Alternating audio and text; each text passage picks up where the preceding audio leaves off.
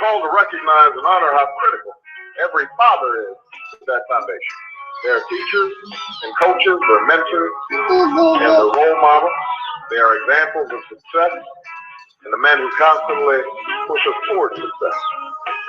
But if we're honest with ourselves, we'll admit that too many fathers are also missing.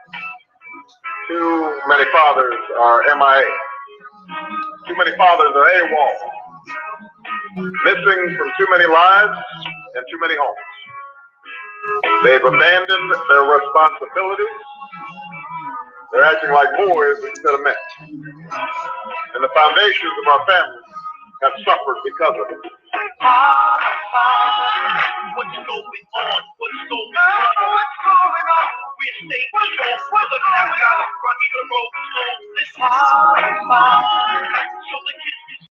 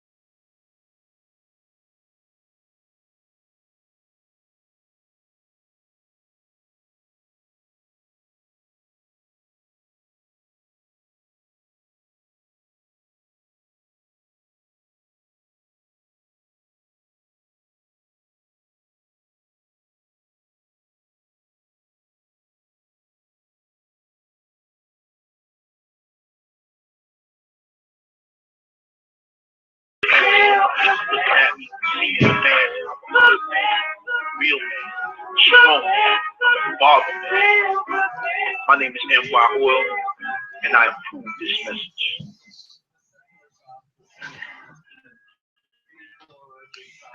Good evening, everyone. My name is Natalie. I am the host and founder of Why Fathers Matter. Our mission here is to give recognitions to the fathers that are active making an impact in their children's lives. Our mission here also is to restore the community, restoration of our villages, restoration of the relationships between men and women, and also the restoration of the family. Our ultimate goal here is to restore healthy families. So that's what we do here at Why Fathers Matter. I know for a week I didn't have a show, as I mentioned to you guys before. On the last show, I was moving out of the apartment that I'm in.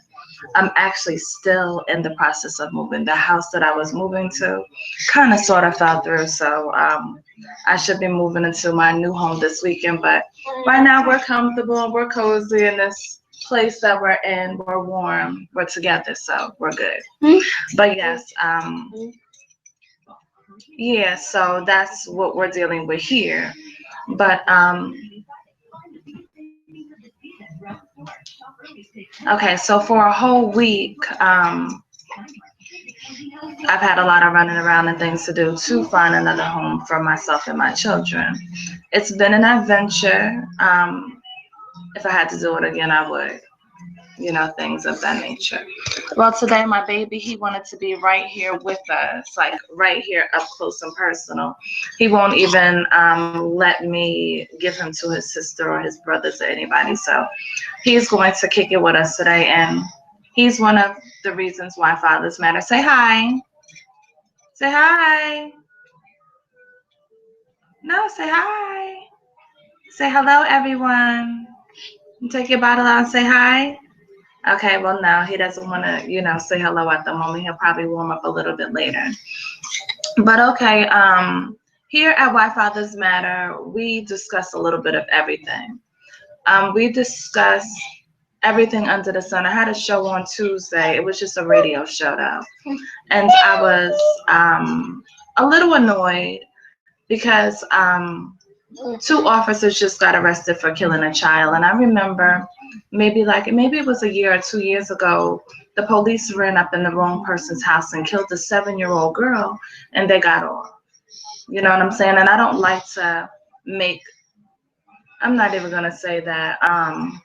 It's hard to not focus on the aspect of race sometimes, because the officers that have been arrested, they've been incarcerated within 72 hours, and the officers that killed this little black girl that was sleeping in her home never got charged. So me as a mom that have black children, I have 3 black sons, okay, and I have a black daughter, and you know, to hear something like this, it's kind of disturbing to know that it's a lot of injustices that my children can face because their skin is brown. Because at the end of the day, they're innocent. They haven't done anything to anybody. And the way that I raise them, I'm not raising them to go out there and do anything to anybody. I'm raising them to be productive people of society, more productive than half of the people that think they are productive.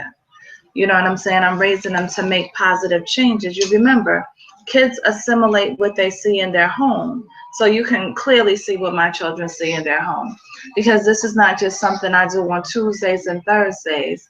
This is something I do every single day. Every single day, I work on myself to be a better person. Okay, so change is like an all-around factor when it comes down to me being a person, me being a mom, me being a woman, me being whatever. You know what I'm saying? Change is extremely important, and it's good. Okay, so you know, just it's really hard, you know, when you are a parent and you see things like this, and it can happen to anybody. It could happen to any one of us. You know what I'm saying? But that's enough of that, because that's going to take this whole conversation to the left, and I want to stay on the right path tonight. So where I am, I haven't seen a lot of children where I am. I did meet the maintenance man here because we were having some issues with the heat. And he happened to show me his children, so he has children. He'll probably try to pop in here sometime because he knows I'm having a show tonight. And I invited him to either listen, or he was like, well, can I just come and hop on your camera? It's like, I am a father and I don't have a problem with that. Okay, you know.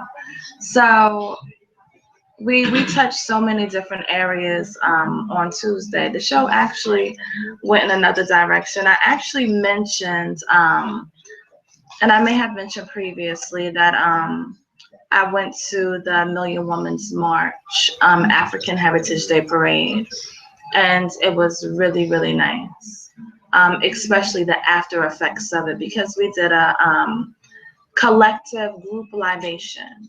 And a libation is when you pay homage or you give respect to your ancestors. So it was a whole bunch of us, and we were in a circle, and we were able to go around in the circle and say hi to everybody now. You're going to say hello now? And we were able to, you know, give respect where it was due. You know what I'm saying? So that was wonderful, because I believe in honoring my ancestors. I believe in respecting them. I believe in letting them know that I respect what they've done for me, what they've done for my children. I believe in letting them know that. You know what I'm saying? So that right there, it was outstanding. And for everyone to do it collectively, that releases a whole nother energy. So that released such an awesome collective energy. And I think it was beautiful. Also, you know, what they're fighting for, you know, it's stuff to be fought for every single day. And they're fighting for some great things. We have a lot of people saying they're fighting for stuff, but nobody's making no changes. You know, so it was really, really nice. I've mentioned to you guys before, this Sunday is the Royal Priesthood Red Carpet Artist Reap Award event. It's an event that I will be hosting. So Why Fathers Matter will be in the building. My co-host, Boog, is going to be a judge. I do have another co-host, everyone. He hasn't been here. He's had some personal things going on in his life. But he's one of the main reasons that we have a Why Fathers Matter. He's a gentleman that I met. We had a conversation. It was extremely profound. At the end of the conversation, I was telling him, you know what, we're going to do this. You gotta excuse me, my hair is getting on my nerves. We are going to do this, and this is one of the main reasons we have Why Fathers Matter, from the conversation that I had with him. And one day you guys will get to meet him. His name is Touch, and he'll share his story with you. And you can understand why I feel Why Fathers Matter is so profound. Because there's so many fathers out there that really want to be fathers to their children, you know, really want to have an impact, but for whatever reasons, it's just not happening that way at the moment. Okay, so, but like I said, one day he'll get to share his story with you by himself. Okay, oh, like I was mentioning, so Sunday is the Royal Priesthood, Royal Priesthood Red Carpet Artist Reap Awards. And this, the proceeds to this award show goes to a youth camp that is offered in the city of Philadelphia. It's an art camp, actually, where children whose parents are unable to afford, you know, that can't afford for their children to go to camp. This is an opportunity for them to go to a camp for a week or 2 weeks. But later on in the show, Linda will be up here, which is also my cousin. She is actually the founder and CEO of Lindy Management and Booking Company. She's the one that's hosting this event, so she'll get more into detail with you. But it's going to be Sunday from 6 to 10. It's going to be at the Rotunda. The address there is 4014 Walnut Street, and that's in the city of Philadelphia, Pennsylvania. So if you're in Philadelphia, near, around, come and show support for these kids. Come have some fun. Eat some good food. Have some good entertainment. Be around a strong, positive energy that's really doing something for the kids. So come through and support. Tickets are $20. If you can go get your nails done, you can go get your feet done. If you can go to the club, if you can go to the bar, you can spend $20 to support the kids. Okay. So, you know, like I was mentioning, we had a show on Tuesday and we ended up talking about spirituality and different things because it's certain things that we need in the foundation of the family.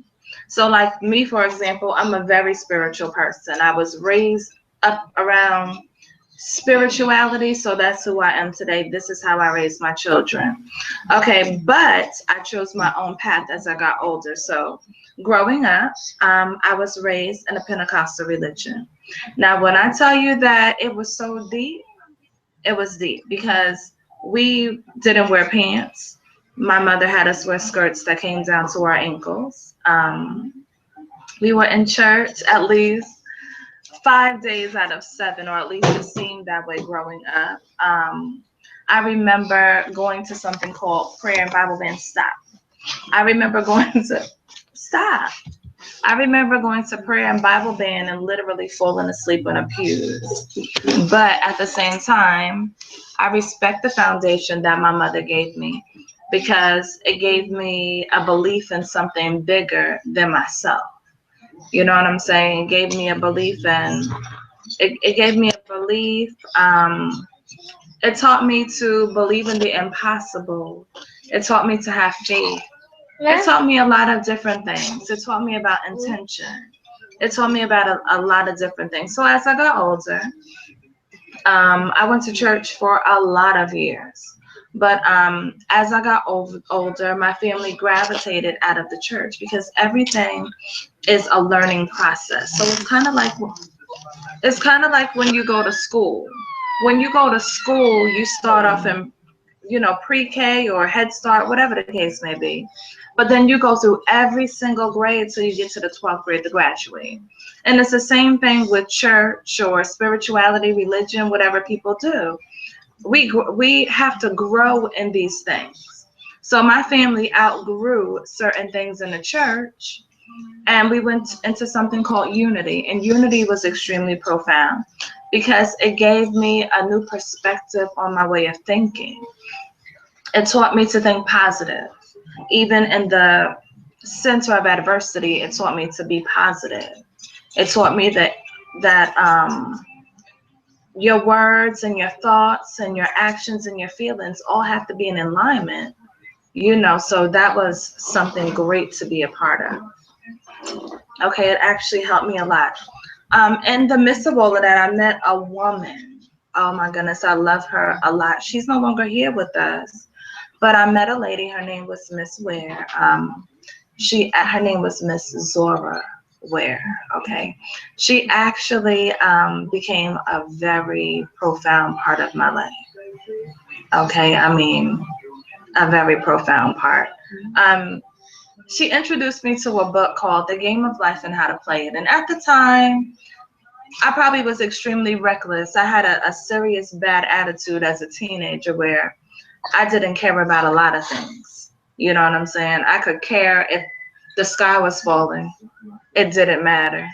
I had a really, really, really, really bad attitude. I had a serious I don't give a F attitude. I didn't care who you were, how big you were, how strong you were. I didn't care about none of that stuff. You know what I'm saying? It just did not matter to me. That's why I can say that I was more than likely reckless. You know what I'm saying?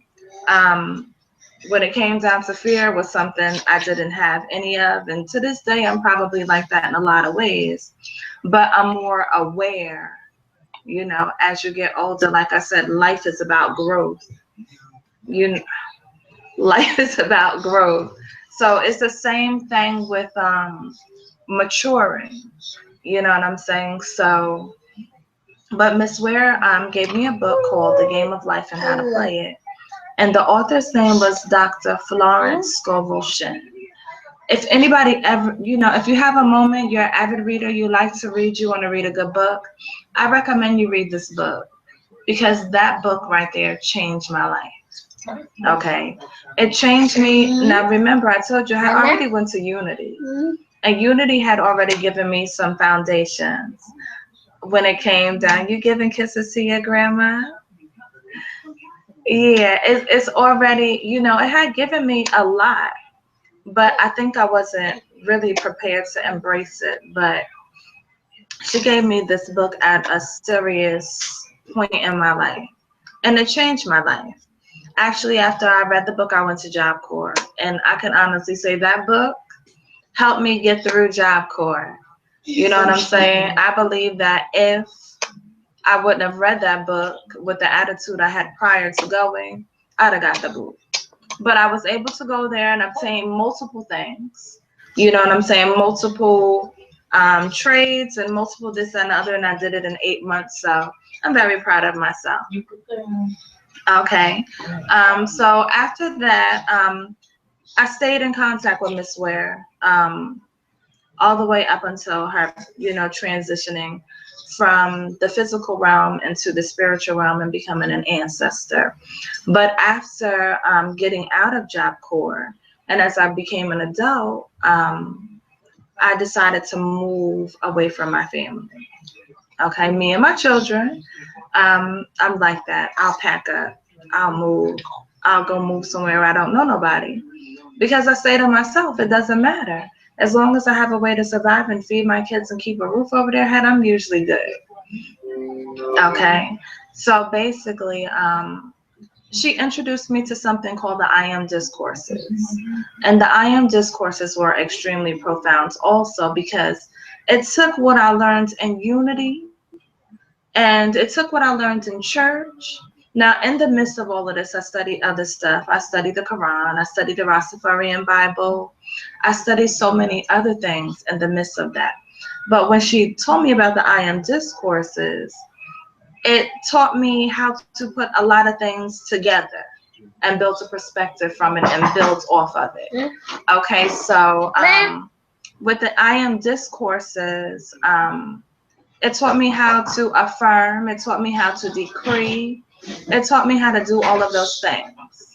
Okay, so it's so funny because, she was drilling this stuff into me, and I wasn't sure why she was drilling this stuff into me. But now that she's not here with us today, I'm able to understand why she was drilling this stuff into me and she wanted me to know it. You know what I'm saying? And every single thing that she's taught me has made me a better person and is making me a better person every single day. So if there's any person that I'm challenging myself. If it's any person I'm battling with myself because my goal is to become a better person every single day. Okay? So the reason I'm having this conversation with you guys is because we have to have a foundation, especially when it comes down to us raising kids. If we don't have a foundation or anything like that, what are we going to teach our children? You know what I'm saying? What are we going to teach our kids? How are our children going to learn anything? It's going to be simply impossible if we don't have a foundation for them. So my foundation started in Pentecostal, the Pentecostal religion. But like I said, as I got older, we get to make the choices that we choose to make. And I can say I'm making better choices than I made before. So, and I'm a work in progress. Okay, but when it comes down to what's restoring the family, we have to have some values to instill inside of our children. If we don't have any values for them, what will we be teaching our children? You know what I'm saying? And because you were raised a certain way and you was taught something, it doesn't mean you cannot gain your own identity. You know what I'm saying? I was raised a certain way and taught a lot of wonderful things, but yet I gained my own identity. I gained everything that my mother instilled inside of me and brought to me was to help me grow. So think about when you're growing a plant and you get those food sticks. You know what I'm saying? And it's plant food. My mom gave me plant food to help me grow a certain way. So it's the same things that we're supposed to do for our children. we're supposed to make sure we're instilling jewels inside of them. Jewels that other people can't come and steal from them. Things that they can go and be an example of, or things that they can go and teach other people. Okay. But remember I mentioned the maintenance guy. Hold up before you leave, because I already told my radio show about you and how you're a father and stuff. This is a gentleman that he has been helping me and my children since we've been here. This is Chris. I don't want to just call him the maintenance man. This is Chris. He's a king. You know what I'm saying? So you can say whatever you want to say. Too. How you doing? I'm off the clock. I came back to take care of their heater. Don't stay here. I'm going. Thank you, Chris. But yes, Chris is a father of 2 daughters.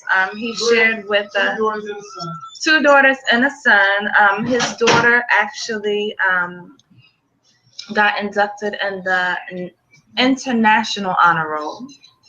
Okay, and she's 15. He has a 9-year-old daughter also that's into karate and stuff, and she just.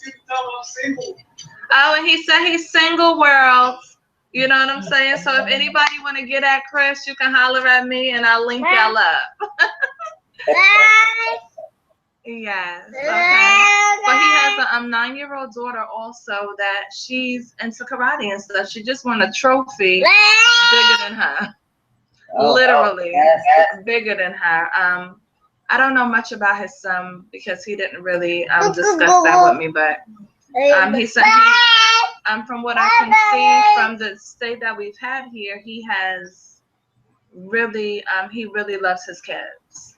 You know what I'm saying? And he's a proud father of them. He had no problem with bragging about his kids, and I like that. Okay, so what are you getting ready to do? You dipping on everybody? Okay.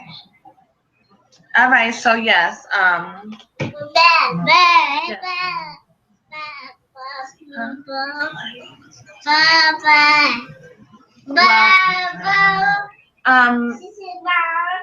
Zael,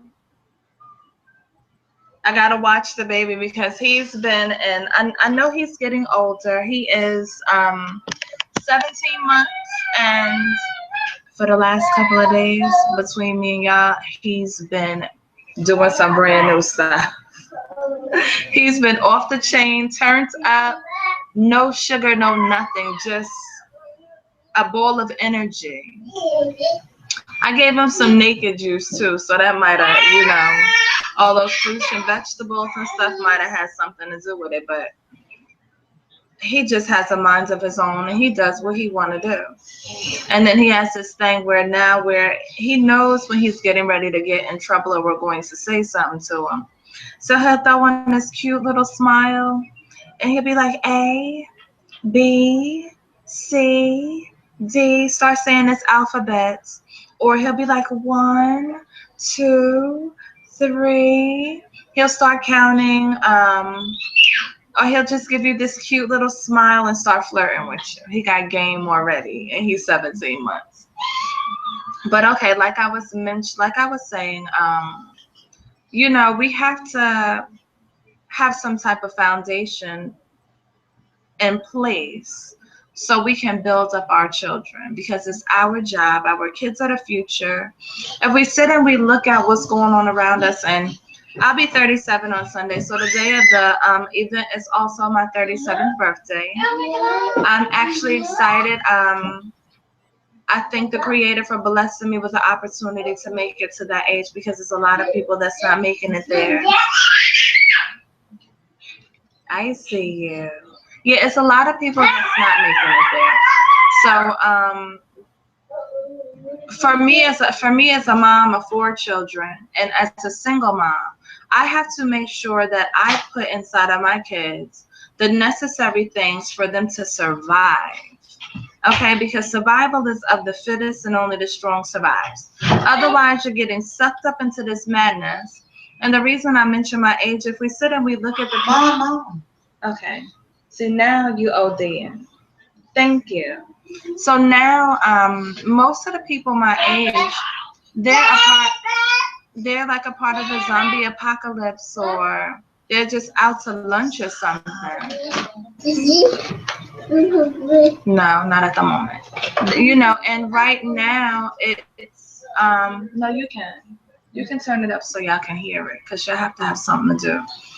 Okay, so you know, they're just, and they're really technically dealing with this illusion that we're dealing with every single day.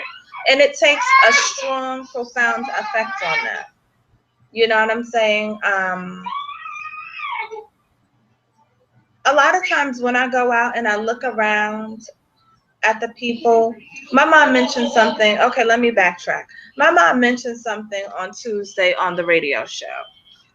And she mentions how she can be walking down the street and she'll know if she want to cross the street from the vibrations that a person relieves. So when, like, even being here, I remember me and my daughter, we were sitting there.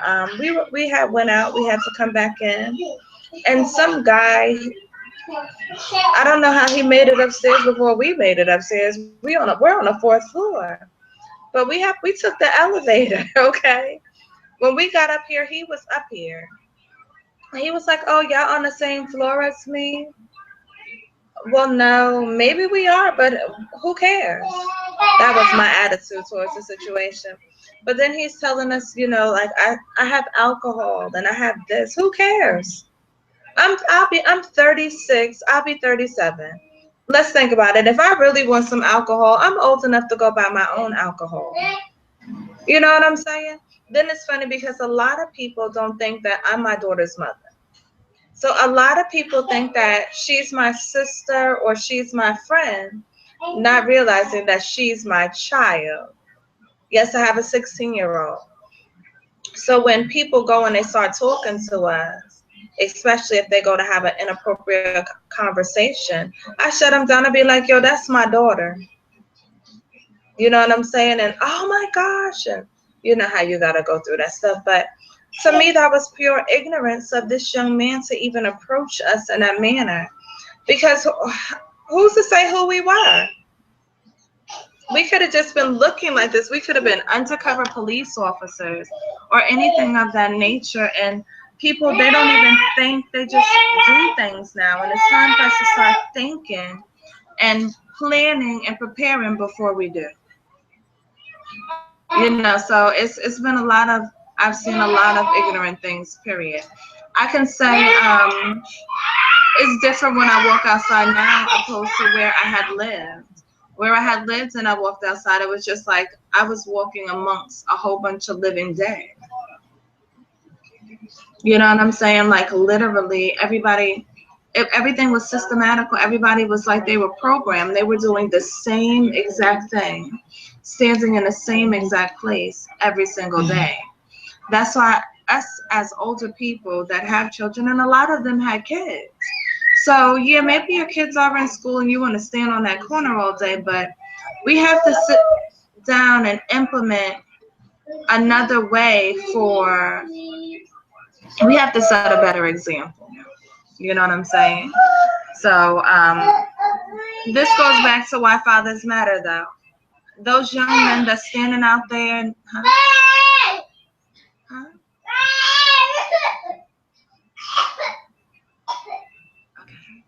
Yeah, but this goes back to why fathers matter and why we need more men to rise up. You know what I'm saying? And take their prospective places. You know, y'all men were not, y'all not just men. You know what I'm saying? I need y'all to understand who you really are. You're not just you're not just a penis between a pair of legs. You know what I'm saying? You're not just something nice to look at or someone that smells extremely good. You guys are supposed to be the heads of the family. You know what I'm saying? Y'all supposed to take lead. Y'all supposed to be kings. And I see too many people falling short. There's so many men out there not even knowing that they're kings. You know what I'm saying? They're not even knowing their prospective place. They're not even knowing their value. You know, and they're just walking around like they're just like a man or men, however way you want to say it, or like they're just a penis between their legs or whatever the case may be. But this is what's going on right now. And I need you men to understand that you are worth way more than that. So much more than that. You know what I'm saying? Way more than what you're perceived to be. Okay, so I need y'all to understand that. You're supposed to be the head of the house. A woman. A woman was created to be the helpmate of a man. You know what I'm saying? So that doesn't mean we are behind you. That doesn't mean that we are in front of you. That means we're supposed to be side by side with you. You know what I'm saying? And see, me, if my man is walking in front of me, it's okay for me to sit and watch his back. You know what I'm saying? Because he's watching what's going on in front of me. You understand what I'm saying? So we're supposed to work hands in hand with each other, especially when it comes down to raising a family. Okay, so even if you can't fit in your prospective places with children that you've created, there's always kids out there that need fathers. That's where we come in with the villages. I know the last show that we had, my mother's husband mentioned, he had a question. He said, okay, if there's 5 men and 10 women, how can we get all 10 of those women married?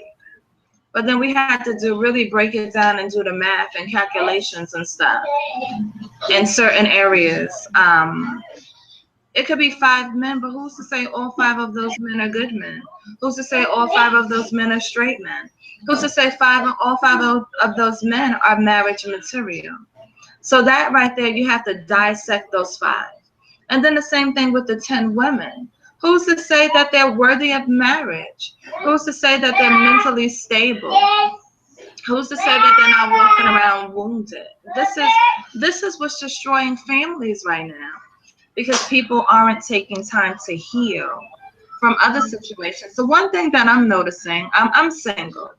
So the one thing that I'm noticing, even when it comes down to males that I conversate with, you know what I'm saying? And even if we had conversations and it led to the talk of him mentioning our relationships, this and the other, what I'm looking for, a lot of men are afraid of, or they're not looking for what I'm looking for.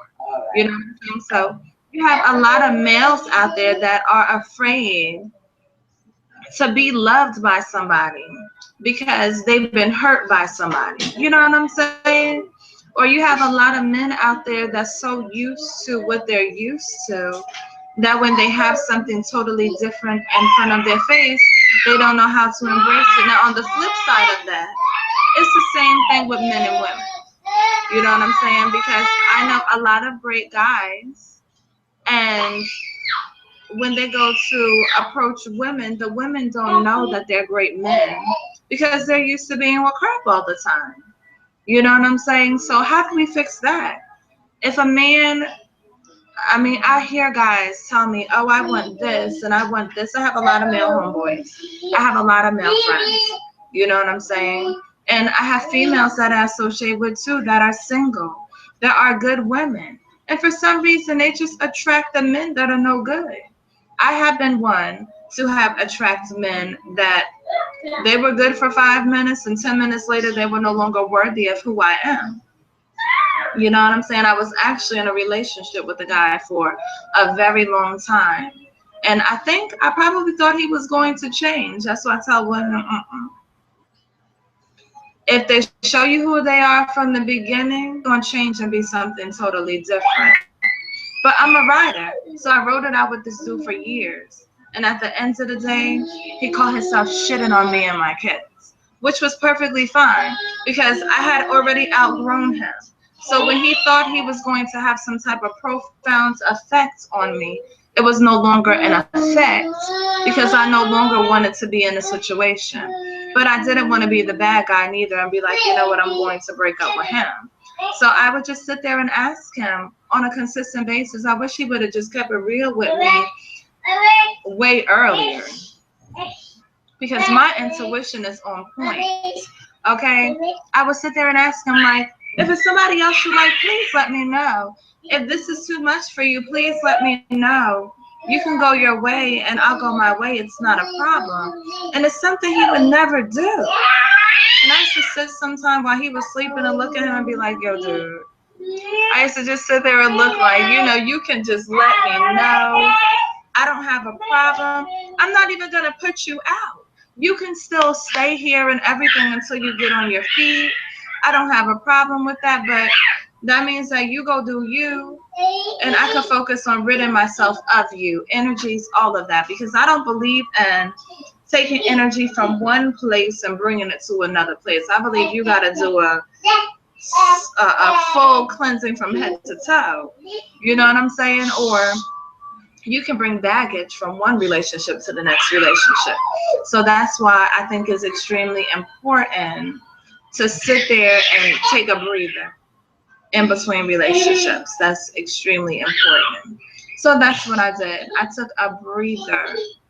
Okay, so I've been single for years. Not because I have to be single, because I choose to be single. I've chosen to be single for years.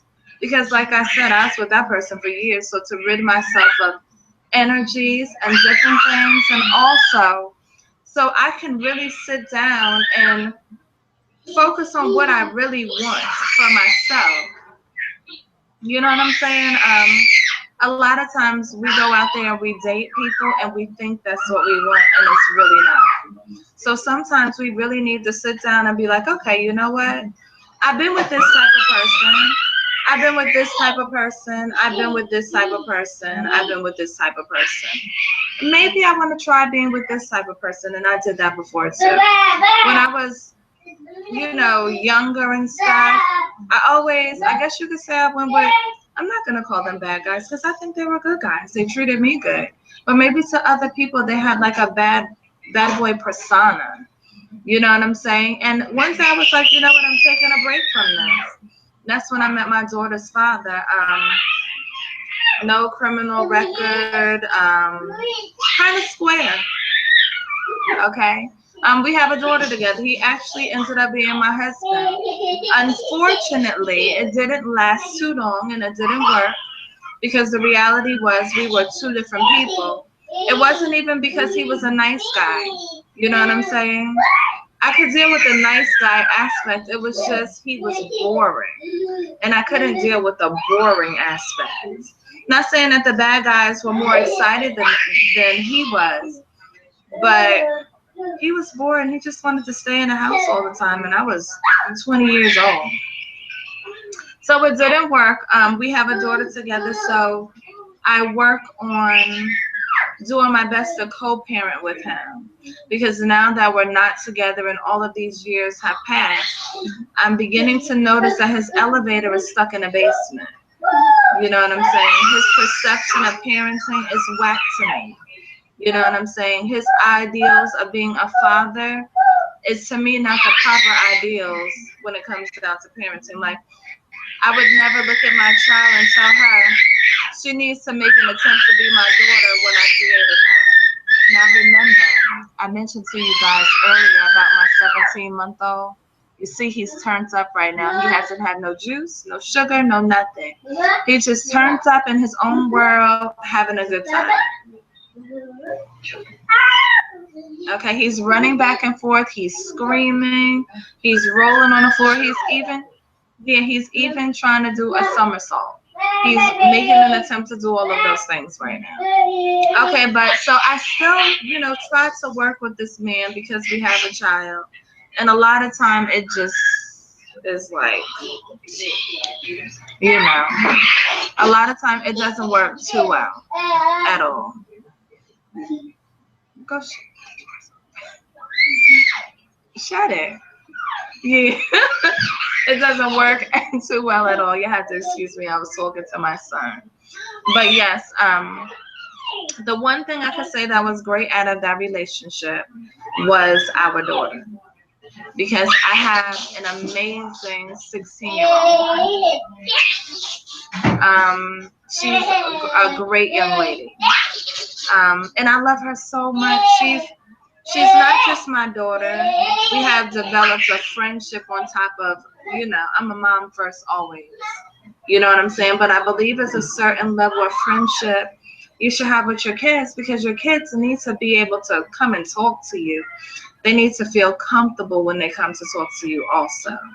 So I have an open line of communication with all four of my kids, even my baby, where I let them know they can come and talk to me about anything, because it's not my job to judge them. It's my job to raise them, steer them in the right direction, and let them go. They were gifts to me. They don't belong to me. Their souls, their spirits was entrusted with me. You know what I'm saying? So I take that very, very seriously, because it's an honor when you're granted the opportunity to be a parent to a child. That's an honor to be a parent to your child. So to all the people out there that have, children, and you're not allowing the other parent to see that child, or sometimes things don't work out. Who cares? You got something wonderful out of the situation. I am a single mother of 4, and I'm repping for fathers all day. I don't hate my baby fathers. Do I like them? Probably not. But at the same time, I like the gifts that I got from them. They were vessels. If we wouldn't have been together, for whatever reasons we were together, I wouldn't have 4 amazing children. Because my daughter's not just the only child that I have that's amazing. I have an amazing, he's 13 now, so I'm like, oh my gosh, I have a 13-year-old son. He's amazing. I've been watching him ever since he was little. I call him my eccentric child, because he was my child that would go off to himself and do his own thing. I was watching him take pins apart and putting them back together at 6 months. And to this very day, he's extremely creative. He loves building stuff. So he wants to be an architect when he gets older. But I saw that in him when he was 6 months. But he's an amazing young man. He's going to make some woman really, really happy. They're very nurturing of me. They take good care of me. Very, very good care of me. Mommy, are you hungry? Mommy, are you thirsty? Mommy, do you need your back rub? Mommy, you want another pillow? Can I make you breakfast? Can I do this? Can I do that? My sons are very nurturing of me.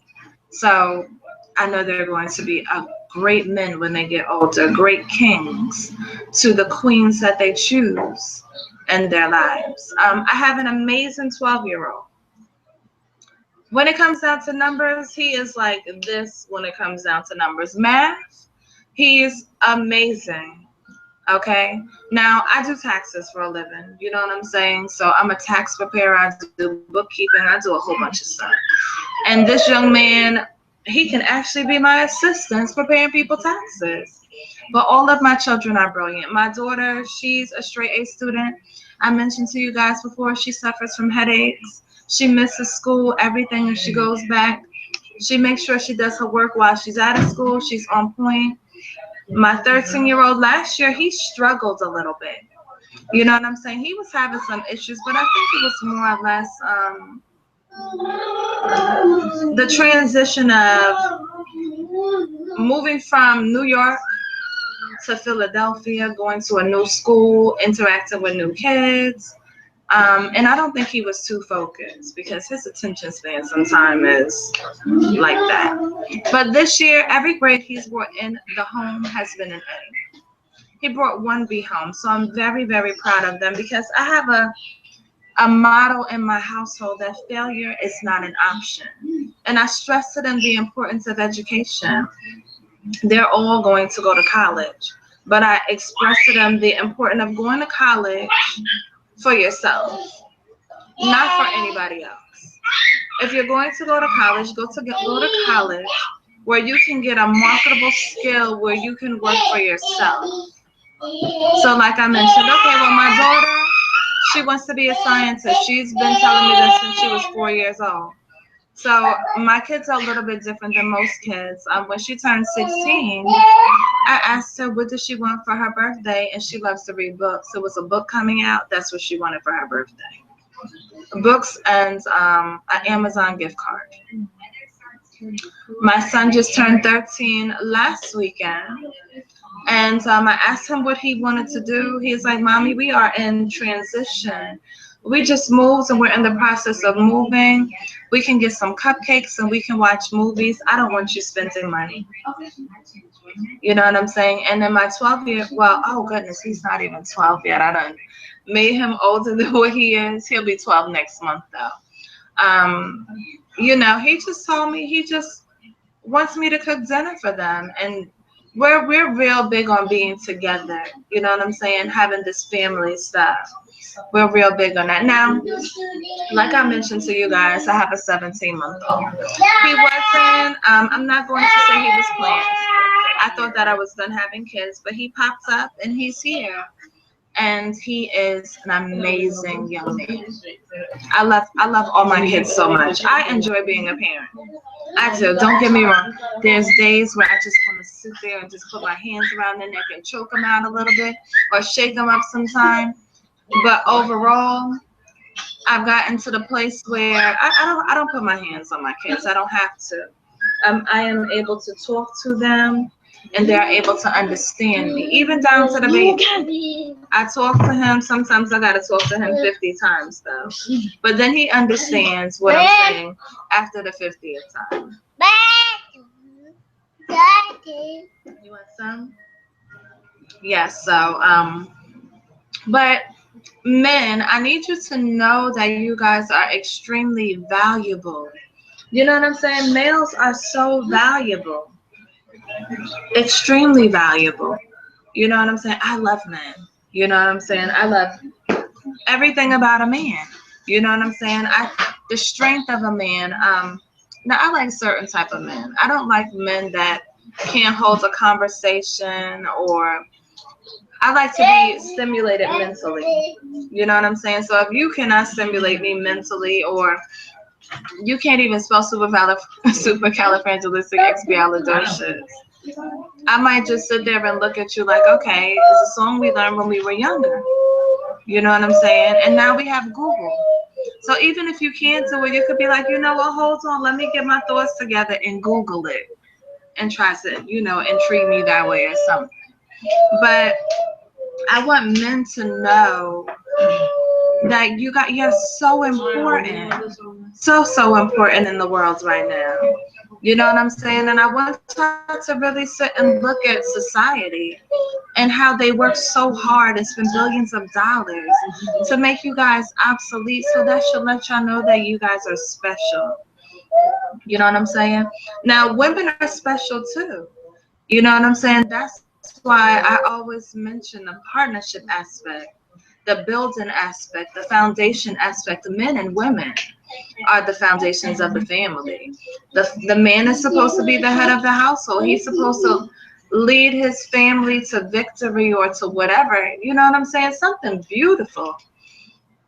And a woman is supposed to be right there backing her man.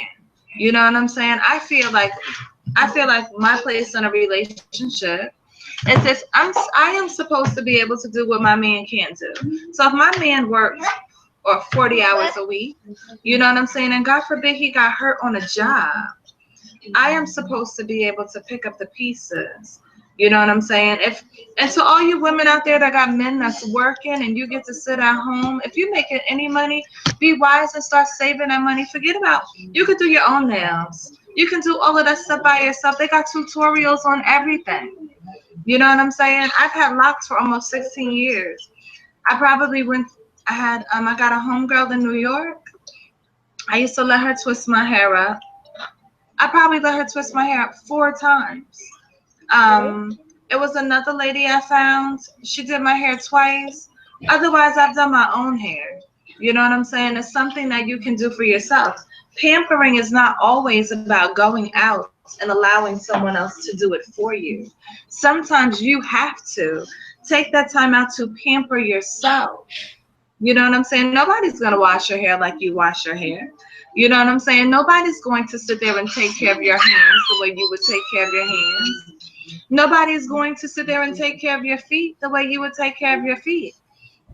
You know what I'm saying? I would prefer, if I have to go get a pedicure, I want a man giving me a pedicure. You know what I'm saying? And then I did all of that stuff. I used to go get my nails done every 2 weeks.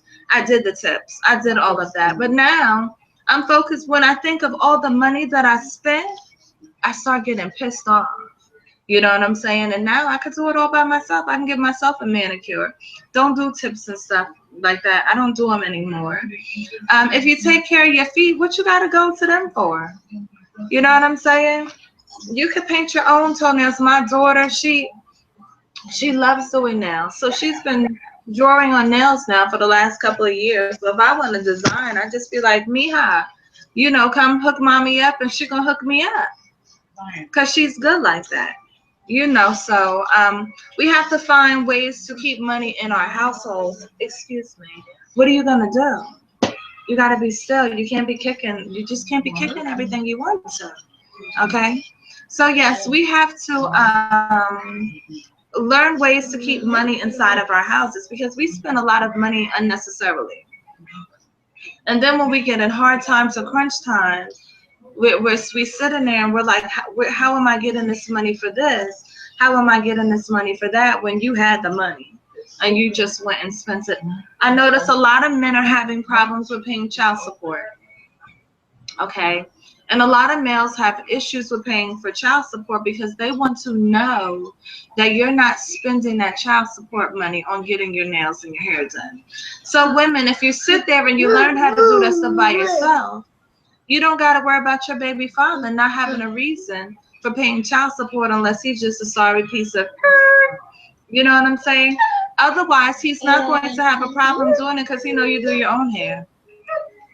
You know what I'm saying? He knows you do your own nails. He knows that that money is not going on something outside of the children or the child, or, you know, however many you have.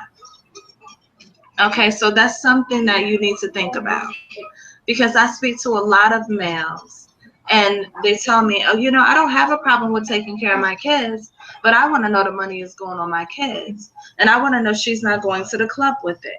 And I want to know she's not doing this with it. And I want to know this, that, and the other. So if you sit there and you shape your life a certain way. Now, and I'm mentioning this to you guys, okay? And my daughter's father, this dude actually has an issue with paying child support. He thinks by him sending money to his daughter, he's doing me a favor. Mind you, she lives with me, so rent is something I have to pay.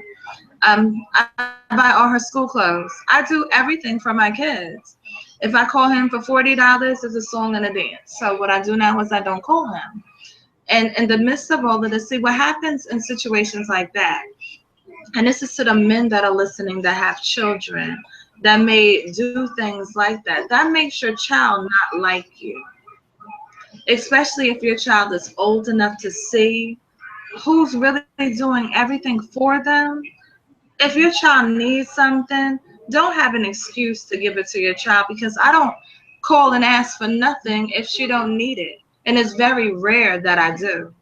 You know what I'm saying? And if he sends her something, he feels like he's doing her a favor, and it's not his responsibility. You know what I'm saying? So a lot of times me and him, we don't get along. We don't get along, and that's why I was explaining to you guys earlier. His perception of fathering is whack. I tell him all the time, you need to take a parenting class. You know, whoever's telling you or filling stuff up in your head, you need to stop listening to them and things of that nature. And they used to have a great relationship, but it has put a wedge inside of their relationship to where she don't like him. She don't want to see him. She don't want to talk to him. You know, and I find it to be sad, because I encourage, you know, my daughter to have a relationship with her father, because we only get two parents. And parents, I'm not perfect when it comes down to parenting. I'm not going to tell you I don't make mistakes for what I do. If I make a mistake, I'm woman enough to sit down with my kids and tell them, yo, this just happened and this is what I got to do to fix it. I'm going to fix it. You know what I'm saying? And I've learned never to tell my children things that I'm not going to do for them. So I remember a couple years ago, my daughter, she wanted an iPhone 5S for her birthday. I talked to her father about it. I talked to the guy that helped me create her about it. And I was like, well, you know what? I could buy the phone, you could pay the bill, or vice versa. You could pay the bill and I could buy the phone. He was like, well, I have to see. What do you mean you have to see? She's a straight A student. Don't have no problems with her. Don't have to deal with the boy issues. We don't have to deal with any of those things. What do you mean you have to see? She deserves to be rewarded. See, I don't just give stuff to my kids. My kids earn the stuff that they get. So if they come to me and they want something, they're on top of their chores. Yes, they have chores. You know what I'm saying? They take care of their chores. They're on top of their schoolwork. They do what they're supposed to do. They do what I ask of them. So why wouldn't I sit there and be like, you know what, every now and then they come to me and ask me for something and I'm able to get it. Why not get it for them? You know what I'm saying? But yeah, this is what type of person he is. What I do for him is I pray for him. You know what I'm saying? I don't speak to him too often, and that's just the way it is. But my daughter, she's talked about him a couple of times. And she'll tell you that she's not feeling him right now.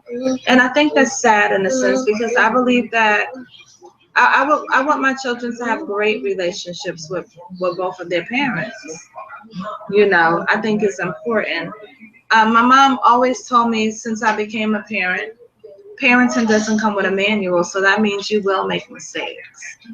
Okay, but if mistakes are being told, if you're making the same mistake or they're being pointed out to you and you're not taking heed to that, you are the problem. You know what I'm saying? And because you are the problem, you won't seek a solution because you don't believe it's a problem. You know what I'm saying?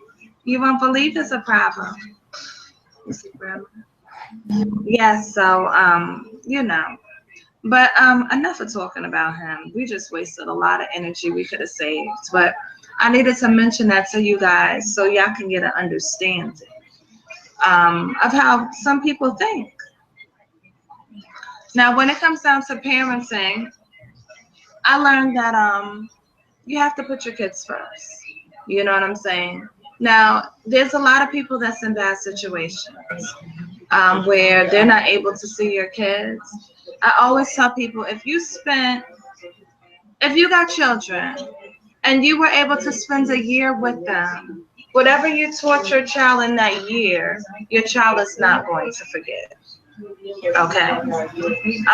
Your child, you instilled something in that child, especially if you were a positive aspect in that child's life.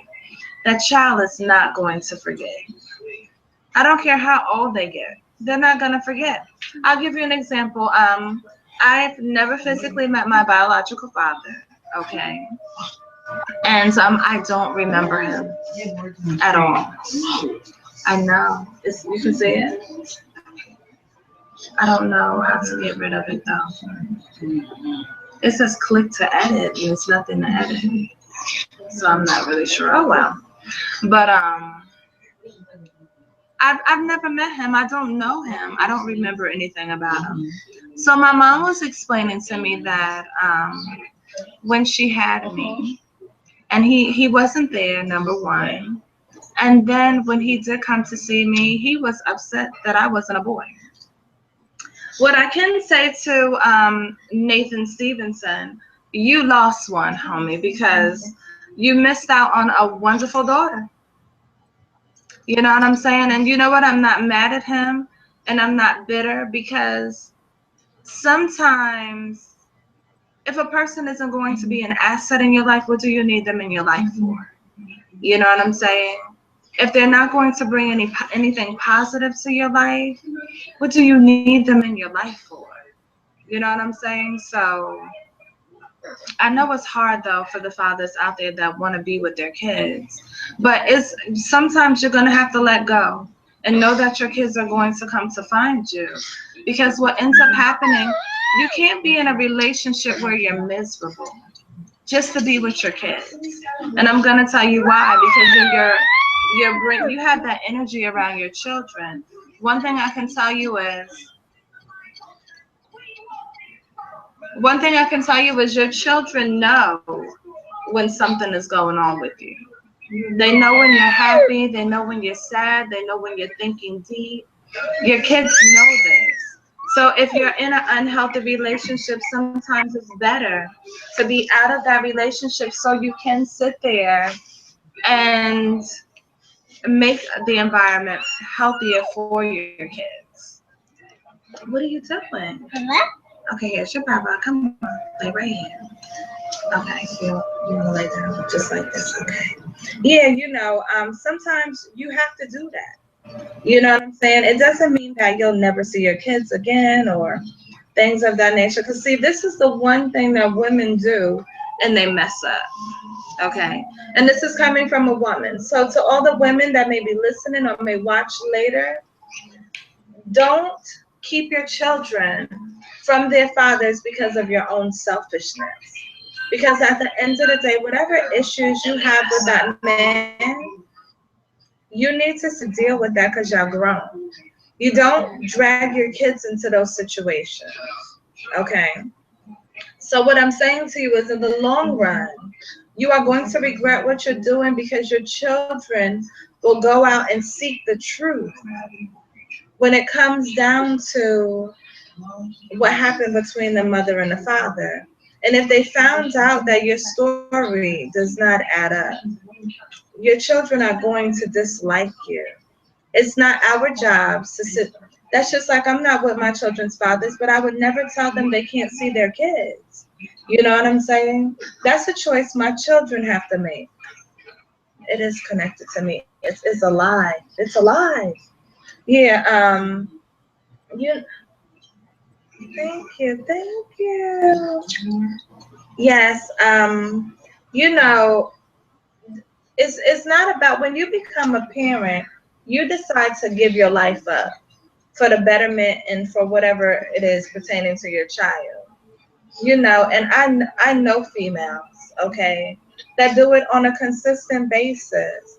Oh, well, he ain't doing this, so he ain't, you know what I'm saying? That's so whack.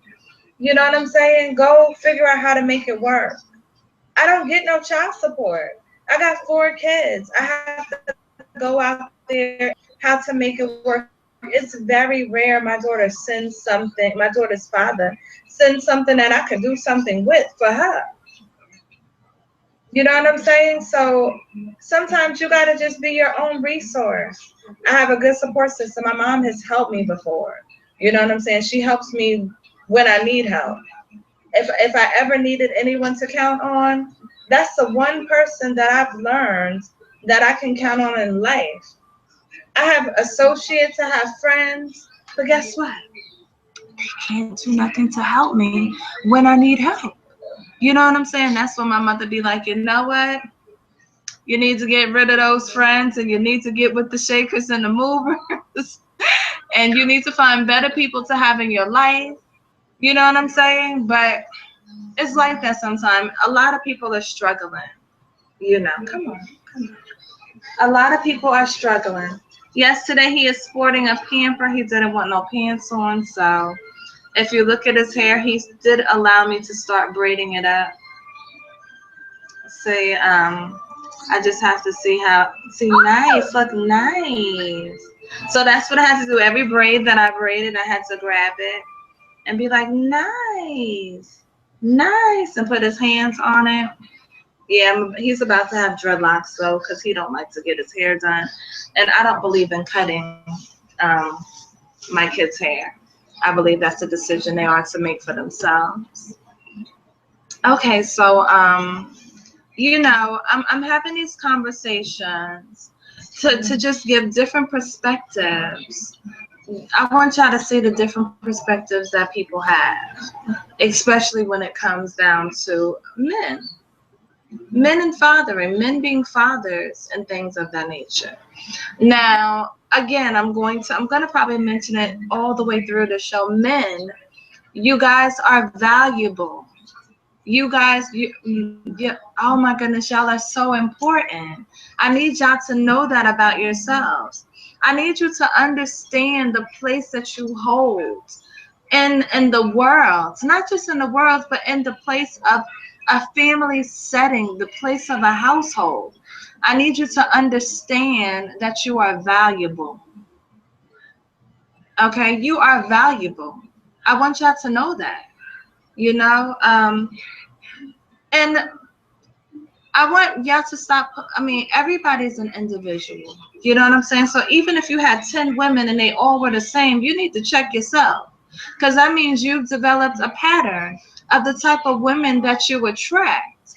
That means that it's not the women, it's no longer the women, it's you. Because you're attracting that certain type of person. I can state this to you because once upon a time I attracted a certain type of man. Okay. And then my mom told me one day, she said, you know what? One of the biggest issues is that people don't know what they want. People are out there just searching and searching and searching and don't even know what they want in an individual they're searching for. So in my I call it the hiatus. In my hiatus of being single for a couple years now, I've been able to get to know myself again. You know what I'm saying? I've been able to work on myself. I've been able to identify what I want, what I'm looking for in a man. So what I used to choose yesterday, the yesterday man can't come and knock on my door today like he did yesterday. Because it's not going to work. I'm going to sit there and look at them and be like, well, clearly I can see that you stayed in the same place and I've grown. See, what I was doing before, see, my mom always let me know who I was growing up. I already knew that I was a princess and I was going to grow to be a queen. What I did though, I started getting off of my throne to accommodate other people. And that's where we mess up. Okay. So in the last couple years that I've been single and getting to know myself all over again and analyzing what I did before that I no longer have to do now, I refuse to get off my throne to accommodate, especially a man, because I'm looking for a king. So if I got to get off my throne to accommodate him, that means he hasn't mentally risen to royalty. He does not know who he is. He has not tapped into who he really is. You know what I'm saying? He's still into playing games and not being truthful and all of that other stuff. And who has time to waste? We've already wasted 500 plus years. Who got time to waste? I don't have time to waste. You know what I'm saying? So it's really important for you to know who you are. Once you know who you are, and see, let me explain to you what I mean by knowing who you are. I already knew my name was Natalie. I already knew my last name was Turner. I already knew my birthday. I already knew all of that stuff. I knew a lot of stuff about myself. But I mean, getting to know yourself on the soul level, getting to know your spirit, getting to know your bone marrow, getting to know yourself from the inside out is so profound when it comes down to you wanting to find a mate to be with you. So a lot of times we know ourselves, but then again, we don't know ourselves. You know what I'm saying? And a lot of times we don't know ourselves because we've been taught so many different things, or you see a certain everybody it's like a model that they have that you're supposed to live by. You know, and me, I've never been one to want to be a part of a certain situation. I always wanted to be out the box. You know what I'm saying? Now, my mom didn't understand me a lot when I was a teenager. What's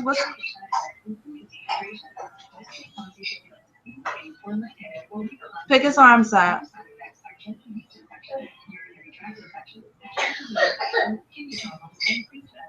Okay, but I associate with a lot of people that my mother, she did not understand why I was associating with them. But there was a method to my madness. A lot of times I associated with people that I didn't want to grow up to be like. Okay? And I always associated with older people. That was another thing. So I remember I remember my mother praying people out of my life because she just thought they were such a bad influence. But at the end of the day, what she didn't understand was I was looking at those people and analyzing their lives and sitting there looking at them like, they're very nice people, but I'm not going to grow up and be like them. I refuse to walk the path that they're walking. They were very nice people. It's just that their lifestyles, to my mom, they, you know, she was deep rooted into the church. They were just like, I guess, straight sinners to her. I don't know what it was. She just didn't like them too much. But all of those people that I associated with, wasn't going anywhere. yeah, well, they wasn't going anywhere. but the thing about it is, I saw they weren't going anywhere also. And I was around them because I didn't want to be like them. I know it sounds kind of crazy, but they were a big inspiration on not becoming like them. So all of those people that I was around, that I associated with, that my mother saw that wasn't going nowhere, they're probably still nowhere. You know what I'm saying? They're probably still doing the same thing they were doing when I was 15 years old. You know what I'm saying? Some people can't see that there's life can be better tomorrow. Or some people, they're afraid of change. They're afraid to go and experience something different. So I think in a lot of cases, that's what I was dealing with. I was dealing with people that were afraid to go experience something different. You know what I'm saying? And the crazy thing about it is, even though they were those type of people, they were extremely talented. I know a woman that I associated with, she could sing, she could dance, she was very, very talented, but she had no ambition and no drive. So I used to associate with her. I used to kick with her all the time. I was over her house every single day, and I used to sit and talk to her. And I used to ask her, like, yo, what happened? How did this happen? Why don't you have ambition? Why don't you have drive? You know, how did you end up drinking excessively? What made you choose to be on drugs? You know what I'm saying? And I learned a lot of stuff from her. I learned a lot of stuff about the pain that she felt in her life. And this is the way she felt was her way to escape. Not realizing that her method of escaping was just going to draw more pain to her. She didn't understand that. And even though I was way younger than her, I would sit there and work on explaining that to her. Because even though I was young, I wasn't stupid. You know what I'm saying? I was raised to have common sense. Even though, like my mother's husband always says, it's not so common right now. You know what I'm saying? But I was raised to have common sense. So, that's why I mentioned to you guys, it's important to have conversations with your kids. That way you can understand why your children do some of the things that they do. Not saying that me and my mom didn't have conversations, but we didn't have conversations to the point where she got in my head to understand why I associated with the people I associated with. And because of that, because she never understood or never knew, she probably judged the situation because she didn't understand it. You know what I'm saying? So that's why I mentioned to you guys, it's important to have an open rapport with your kids. Be able to talk to your kids. You know, let them come and talk to you.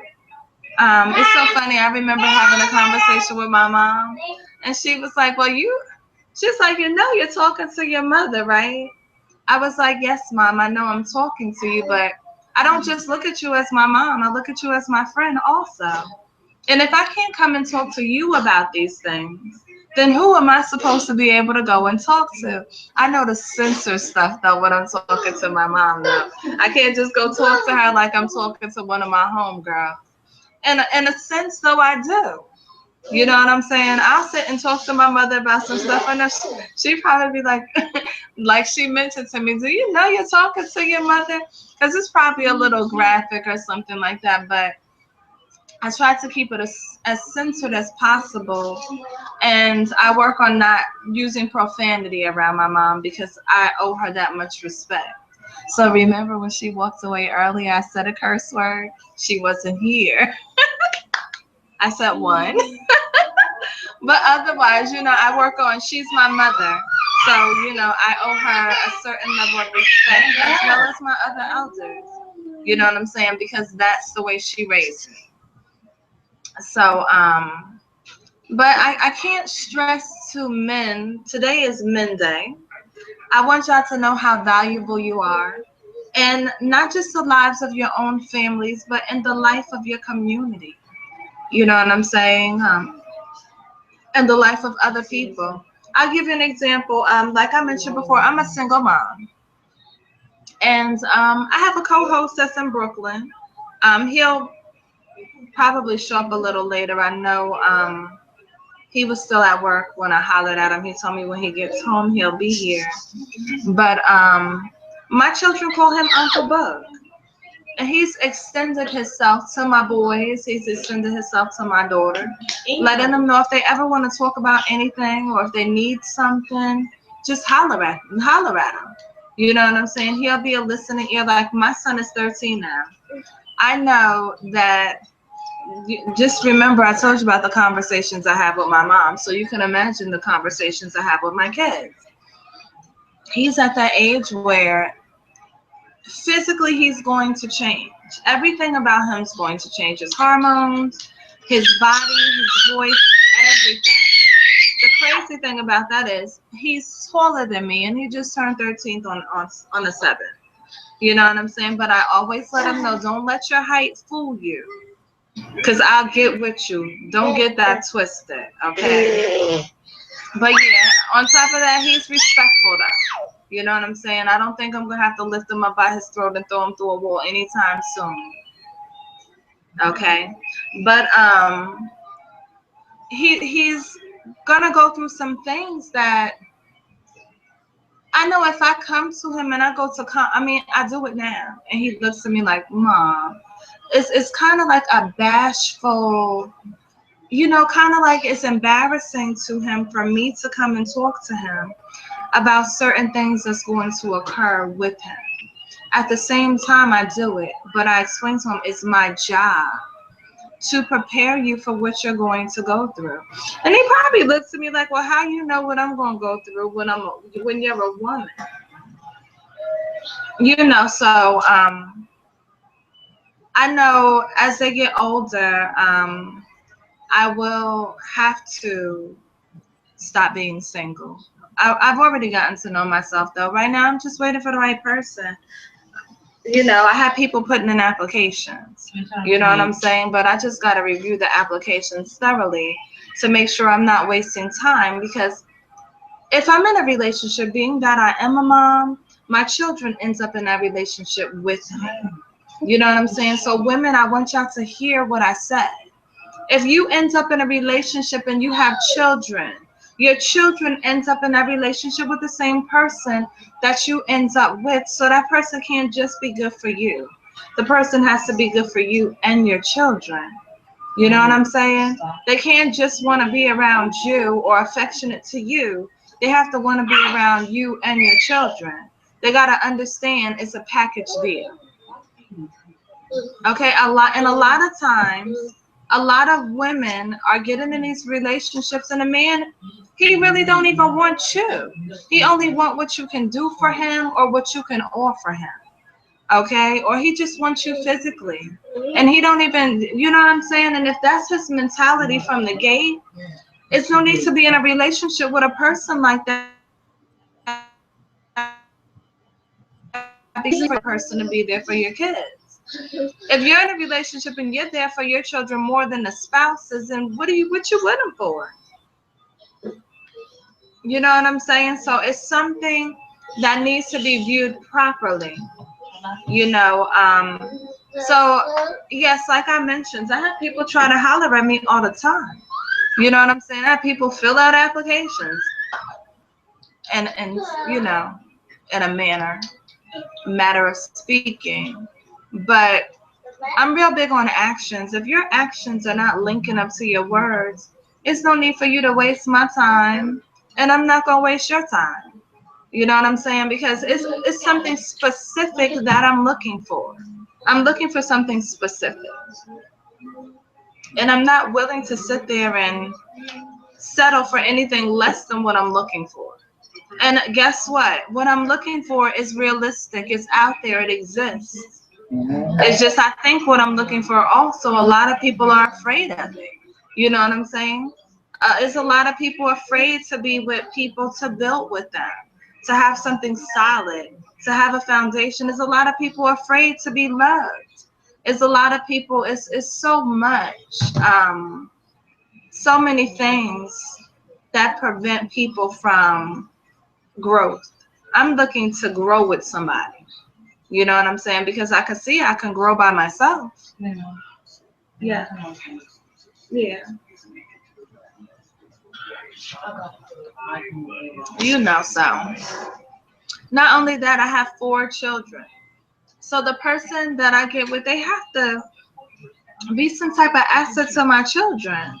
You know what I'm saying? They have to be able to teach them something or show them something positive. You know what I'm saying? Something positive. Because I want them to be productive in society. Don't get me wrong. I teach my children to know the best of both worlds. You know what I'm saying? So I teach them to be book smart, but I also teach them to be street smart. Because when you walk outside of the house, you're not walking in a book, you're walking in the streets. So you have to teach your children how to survive, you know, when they get outside of your house. Okay, so it's nothing wrong with teaching your children about education because it's important. And remember what I mentioned earlier in the show, I believe in honoring my ancestors, okay, because they went through HE double hockey stick and hot water for me to have opportunities and for my children to have opportunities also.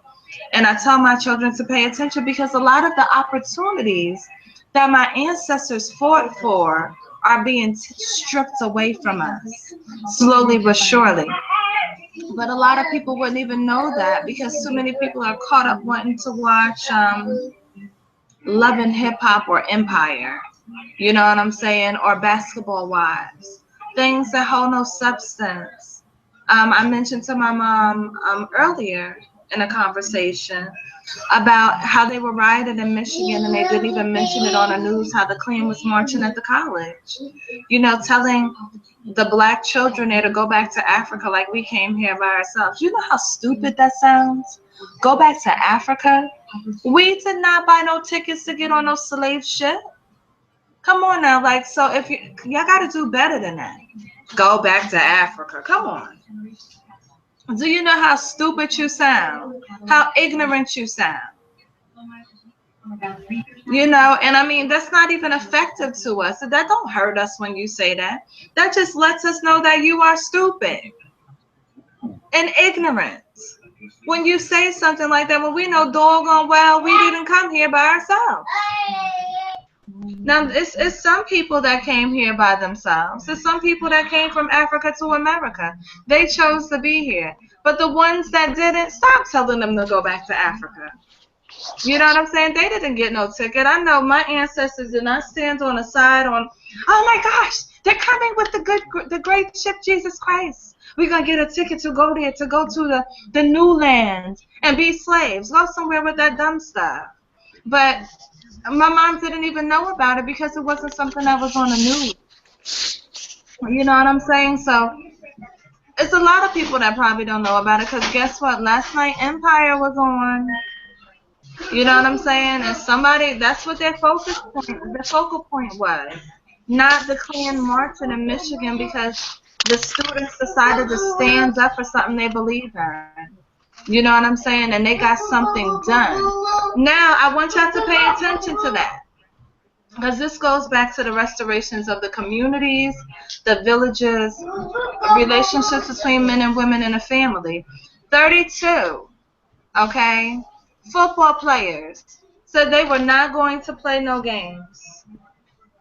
And they got that president of the college to resign because of the unity. They were about to mess up their money, okay, and they did not want their money to be messed up. So they fixed that situation. He was expendable. You know what? They said they're not going to play the game and you are replaceable. So you need to sign your name right here on this paper. We'll send you some type of severance or something. But you're out of here, guy. Just you're out of here. You know what I'm saying? And it wasn't just the 32 college students that decided not to play football. It was actually another gentleman that went on a hunger strike. Okay, he started a hunger strike. And if I'm not mistaken, it was like 20 other students with him that were not eating. They refused to eat until this man was removed from the premises of this college because of racism. Okay, so when I mentioned about fathers in the beginning of the show, I mentioned about real fathers that are teaching their children something. So if you're a father out there and you're teaching your child racism, I'm not talking about you. You are a father that does not matter in my eyes. You know what I'm saying? If you are a father that's teaching your kids how to cook up dope, I ain't talking about you neither. You know what I'm saying? If you're not teaching your children something productive and positive, you are not a part of why fathers matter. So it doesn't mean because you made a baby and you call yourself a father that you matter under the title of what I'm doing, under my mission, because it doesn't matter. Oh, hey, Bug. My co-host is here. My mom is here also. What's up? What's up, boy? Say hi. What's up, boy? I see him in there peeping. Say hi, Uncle Bug. Oh, he's still keep peeking, but he like looking on the side at the corner. Is he watching from over here? But yes, today this show is basically dedicated to men. I just want men to know how valuable they are. You know what I'm saying? Not just in the household, but in the communities and society. Period. I want men to, step back into their rightful places, get out of that peasant state of mind, and go back to being kings like they're supposed to. You know what I'm saying? I want men to start valuing themselves more than just a penis between two pair of legs. You know what I'm saying? I want them to know the effect that they have on the community as a whole. So that's what I've been talking about. Just letting them know that they're important. I also touch bases. I've talked to women about why a lot of men don't want to pay child support because they think the women is going to spend money on going to the club, going to get their hair and nails done. And I told them if you do your own hair, you do your own nails, you don't got to worry about your baby father having an excuse not to pay no child support. And if he does have an excuse, that's just because he's lame and he don't want to do it. You know what I'm saying? He don't want to look at good off his money for another man. Okay, but child support, no. Child support should go on the child, though. I agree, but I'm just saying, in theory, that's his motive. Like, he's not going to have her looking good for another man. Mm-hmm. And add to the list, also add to the list of that you just created about fathers that don't matter. Add to the list the ones that are abusive, to tear their house and family down. They need to be added to that list as well. Yeah. The list is real long. The list gets long as you think about it, And the ones that don't show no respect in their house towards the mother, and that disrespects the children as well. So it's on that list. It also disrespect themselves, like, we spoke about that before. They don't have no self-respect. That's why they destroy their village in the first place. Because like you said earlier, all they think about is what's between their legs and what's between the queen's legs. So they base both of those theories on their whole relationship. You know what I'm saying? So, that's the sad part, And to speak on that child support joint, man, listen, man. Listen. On child support, I'm going to say it's called child support. Like for me, for instance, I have children. You know what I mean? And I'm not with none of the women that I have children by. I participate. I definitely participate. Those are my children. You know what I'm saying? So like I said, there's many different scenarios. You know, I have 3 women who have my children. I don't care what they use the money on. You know what I mean? It's supposed to be for my children. But you know what? Some of them women have other children. You know what I mean? And once they get the money, it pays some bills. You know what I mean? It puts some food on the table. You know what I mean?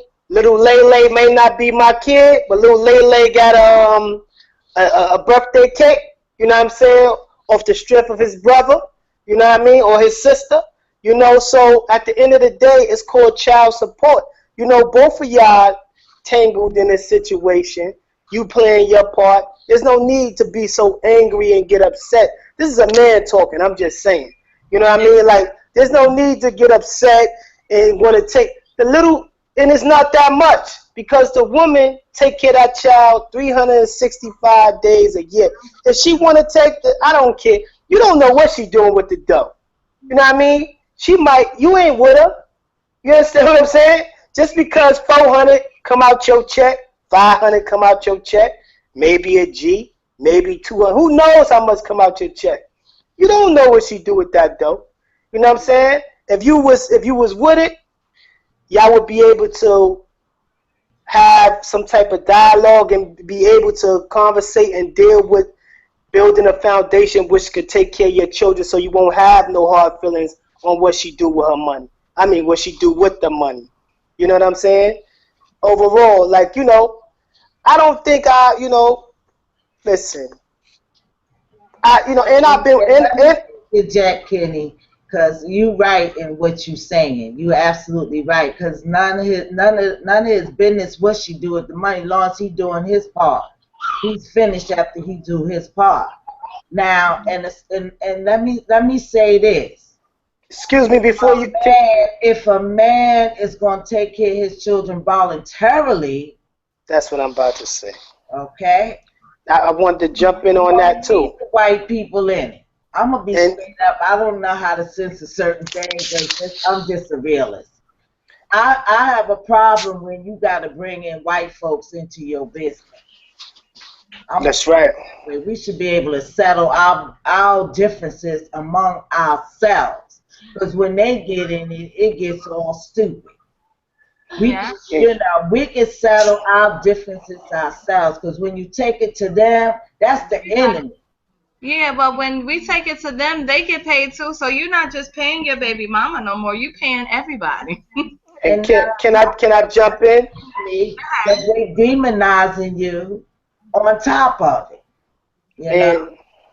Okay, go ahead. And just to add on to that, you know, like especially the white man, but check this out. You know, we talking about raising villages and why fathers matter and the whole nine. At the same time, these fools got to step up and be fathers, man. It don't matter. You send your dough, still check on your seed, man. That's your seed.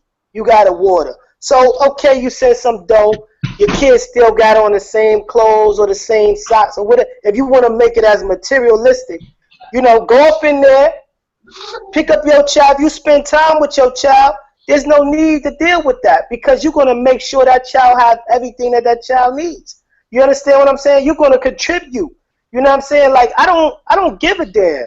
You know what I'm saying? What with the women who have my children do with the money that I send them or give them. You know what I'm saying? It's when my kids come to me, when they come here, or they call me. You know what I mean? I got big kids. They holler. They say, this is happening. That's happening. What's happening?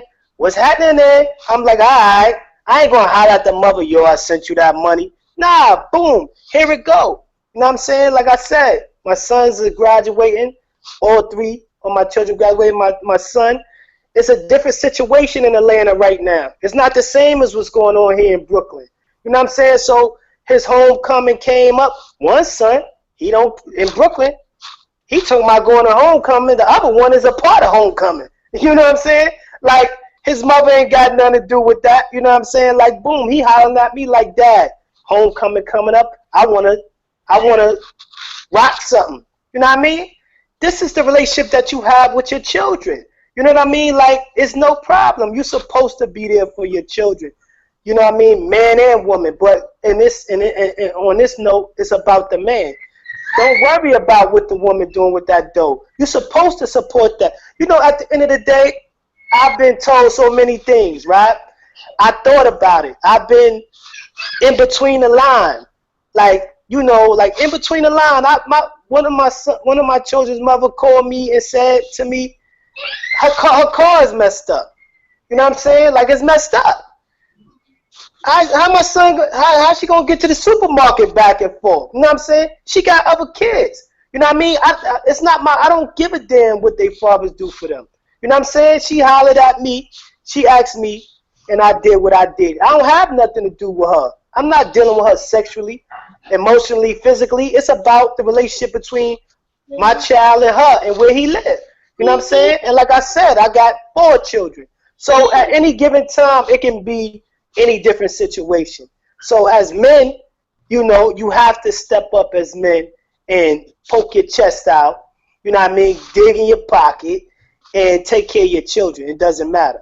You understand what I'm saying? It don't matter. You can run away. You think you running. All you doing is making yourself stressed out, worrying about what she doing with the money. You know what I'm saying? Interject again, because that go for women too, because you got women That's that right. go off and leave men with the children. That's right. Step up and pay child support for their children that they walked off and left. Because believe me, That's the right thing to do. And they believe need me, to come in and show that they're a mother to those kids, whether they outside the house or not. They need to have a relationship with that kid, and they need to work with that man that fathered those kids. that's right. They don't get no free go pass because they are women and walked out the house and left the kids on the man. They got to step up too and pay child support, make sure that their children is whole. And like you said, you don't got to go through that white man and make shit happen. You know what I'm saying? You know, because I got a partner. He been raising his son since he been about 6 years old. That boy just graduated from high school. That boy got his first job at UPS. That boy is going to college. That boy make music. That boy doing a whole lot. And I give my man a lot of props, man, for stepping up, keeping not just a roof. He got a home. You know what I'm saying? He got a home. You know what I mean? And he take care of that boy. And I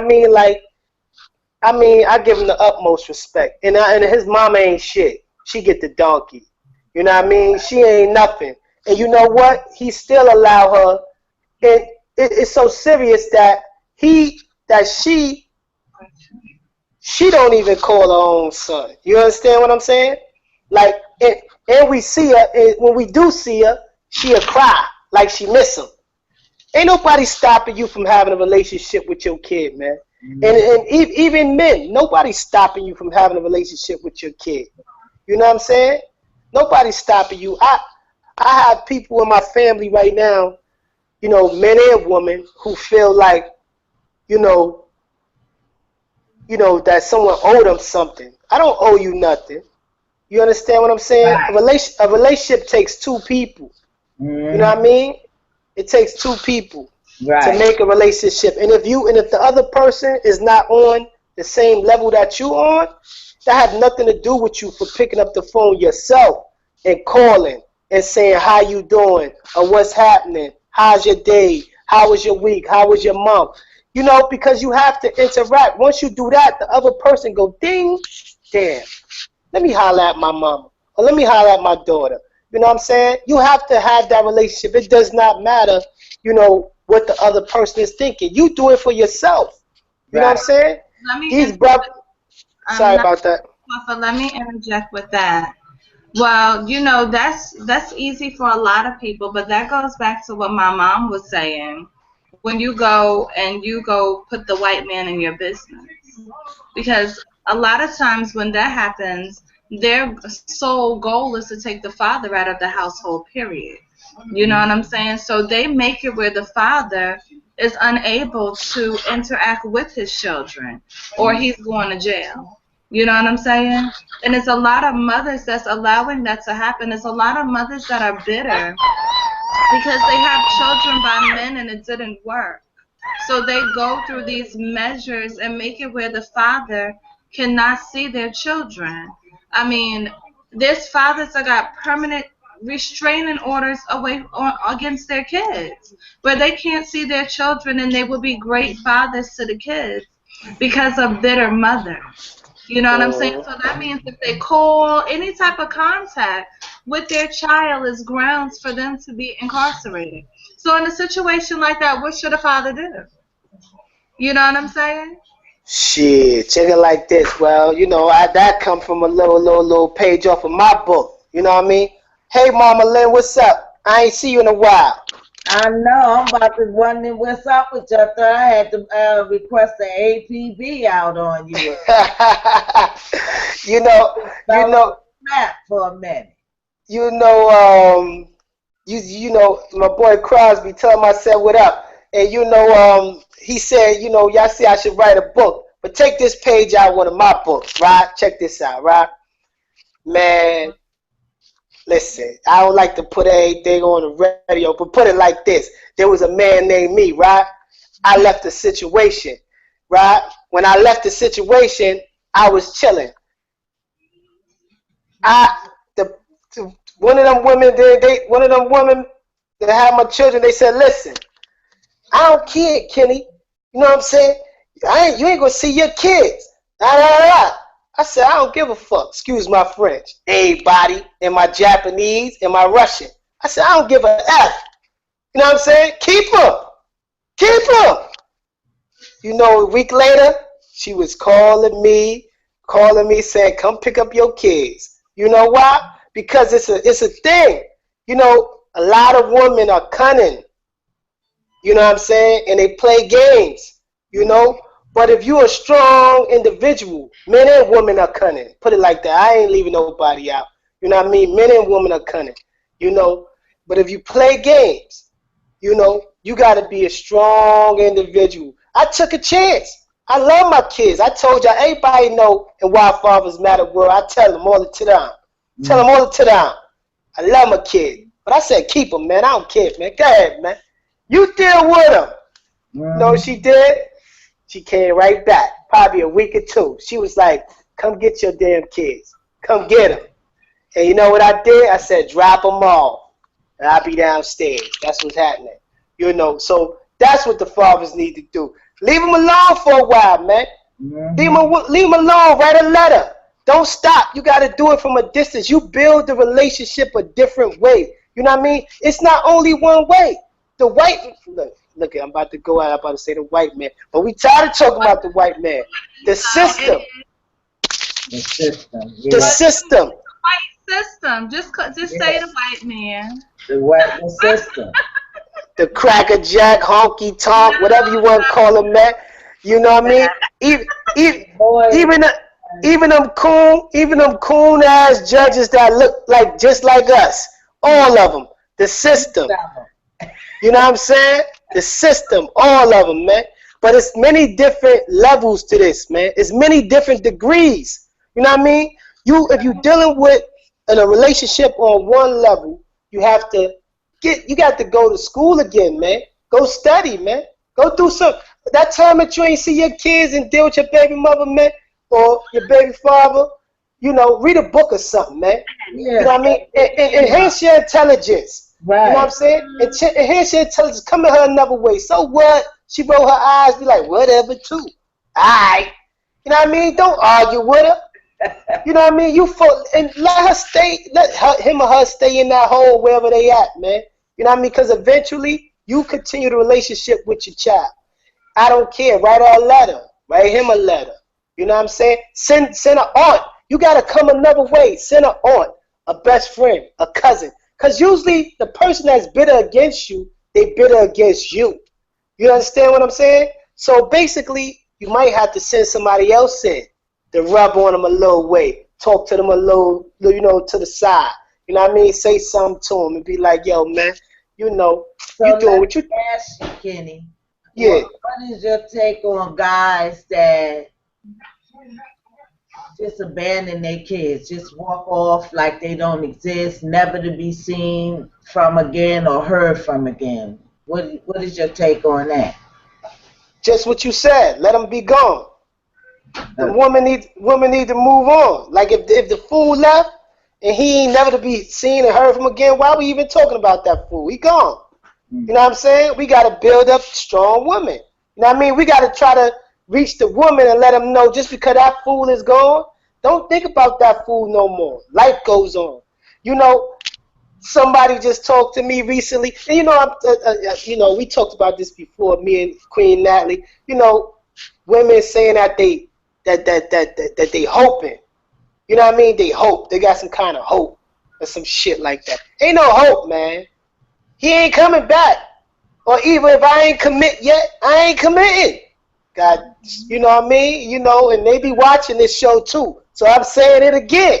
You know what I'm saying? Like, you know, I'm not committed. You know, like, ain't no hope. Stop hoping. You know it's a fact. You know what I mean? Once he gone and he left 3 months, 6 months, I don't know, a week, 2 weeks, a year, 3, 4, your kid 3 years old. Stop thinking about that once upon a time that you had with that man. I don't know what's his muscles, and you know what muscles I'm talking about. You know what I mean, TV land. You know what I mean? I don't know it's his muscles. You know what I mean? Or whatever you're thinking about. You know, everybody, it's a whole bunch of us that's out here. Look, you see, we all got muscles. You know what I'm saying? Some of us are handsome. You know, some of us, you know, you can't do that. You know, you keep it moving. You might need to read a book or something. You know what I mean? And learn some history about just so you can leave that dead. Don't think about that deadbeat.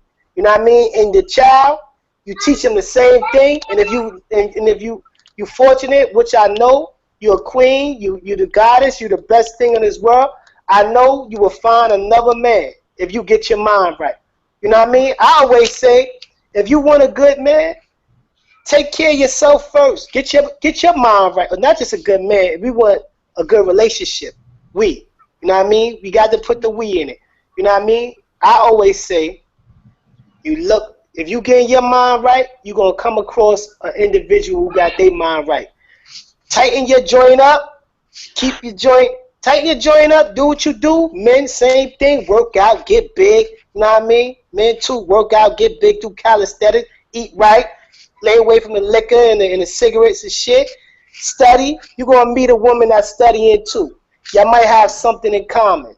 You understand what I'm saying? And when you do that, that's when you find the person you've been looking for the rest of your life. You know what I mean? You got something to talk about. You know? So that sounds like a plan. It is. It's the master plan. And it ain't like we don't know. Because we all know, but you know what? All them people that want to be conscious, they still looking at Ray over there with that beamer.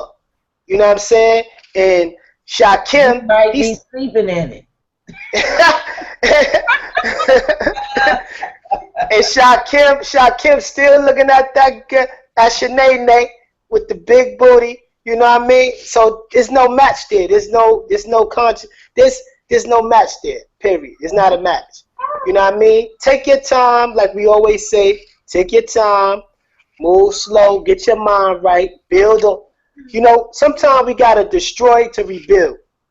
Yeah, and right. You gotta destroy, and we do it a lot. Mm-hmm. You destroy and you rebuild again. You know what I'm saying? So, like the question you asked me, what about them fools that walked away from their children? Destroy them, rebuild again. I agree. That's it. I just want you to put that out there for all those that are listening or will be listening, so that they can get it right. That's right. You know, they gotta get it right. Going out this here la land that they may be living in. Yeah, they living in la land. Mm-hmm. Everybody living in a lot of people living in the Matrix. They living in la land. You know what I'm saying? But I tell you, come out and come up mentally and physically, and keep your emotions intact. I think Natalie had one show about emotions. Yeah, and that's the main thing. We have to control our emotions and not allow emotions to control us. Until we do that, we're not the captain of our ship. The emotion is the captain. That's right. Okay. That's right. So in order for us to become the captains of our ship, we have to we have to control our emotion and possess it. Most definitely. I would like to interject. This is why I've been mentioning to you guys all night that men are very important. So men, I've been saying it since the show has came on. Y'all need to step back into your rightful places. You know what I'm saying? You need to understand how valuable you are. You need to take your rightful place as kings. Get out of this peasant mentality. You know what I'm saying? Y'all were created to be the head for a reason. Stop walking around being foolish and being fools, because that's what a lot of you guys are doing. You know what I'm saying? Stop just walking around saying you're a man and be a man.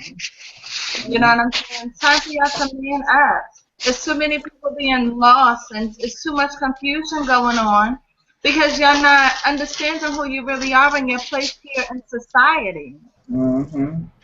Like I mentioned earlier, clearly y'all must be extremely valuable and important because they spend billions and billions of dollars to remove y'all out of society and out of the households.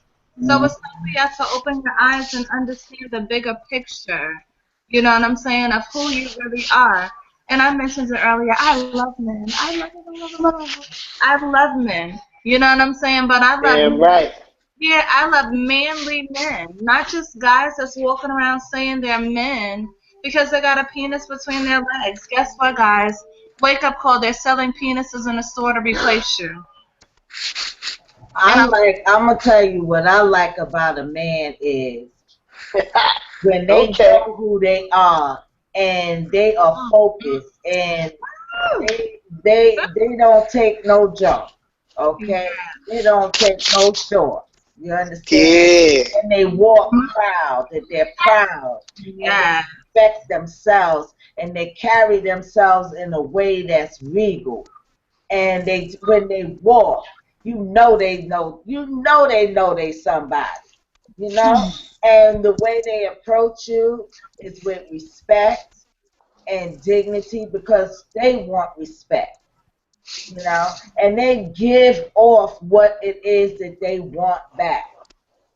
Okay? I like a man that's gonna open the door. I ain't got this female liver stuff, they all a bunch of whack women. Their brain ain't right. I want a man to open the door for me because that makes me feel like I'm important to him. I'll pull my chair out when I'm out at the restaurant and I'm going to sit down unless it's one of those restaurants where they got the bench seat. That's different. But I like a man to open the car door for me and whatnot and close the door behind me. Put me on the side of the street where he's protecting me. You understand? All these things, it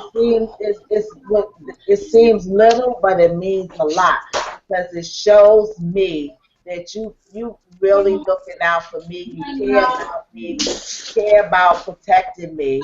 You care about me as a female. You're treating me with respect. That turns me on. And then there be intelligent. You have to be intelligent. You have to be spiritual. And you can't be lazy around me. I don't want no lazy man. He got to be worked. If he has to work and be independent. Got to be independent. Because if he can't take care of himself, then how can he take care of me? Sound like somebody I know. Yeah, what's her name? No. Sound like somebody I know. Sound like my boy that just pulled up that chair right there, man. Oh, okay. Yeah, that's somebody you know. And strong in his blackness. See, he heard about you. He heard about you. You know what I mean? He heard you talking. He was like, "Hold up, let me roll up in here." Come on, yeah.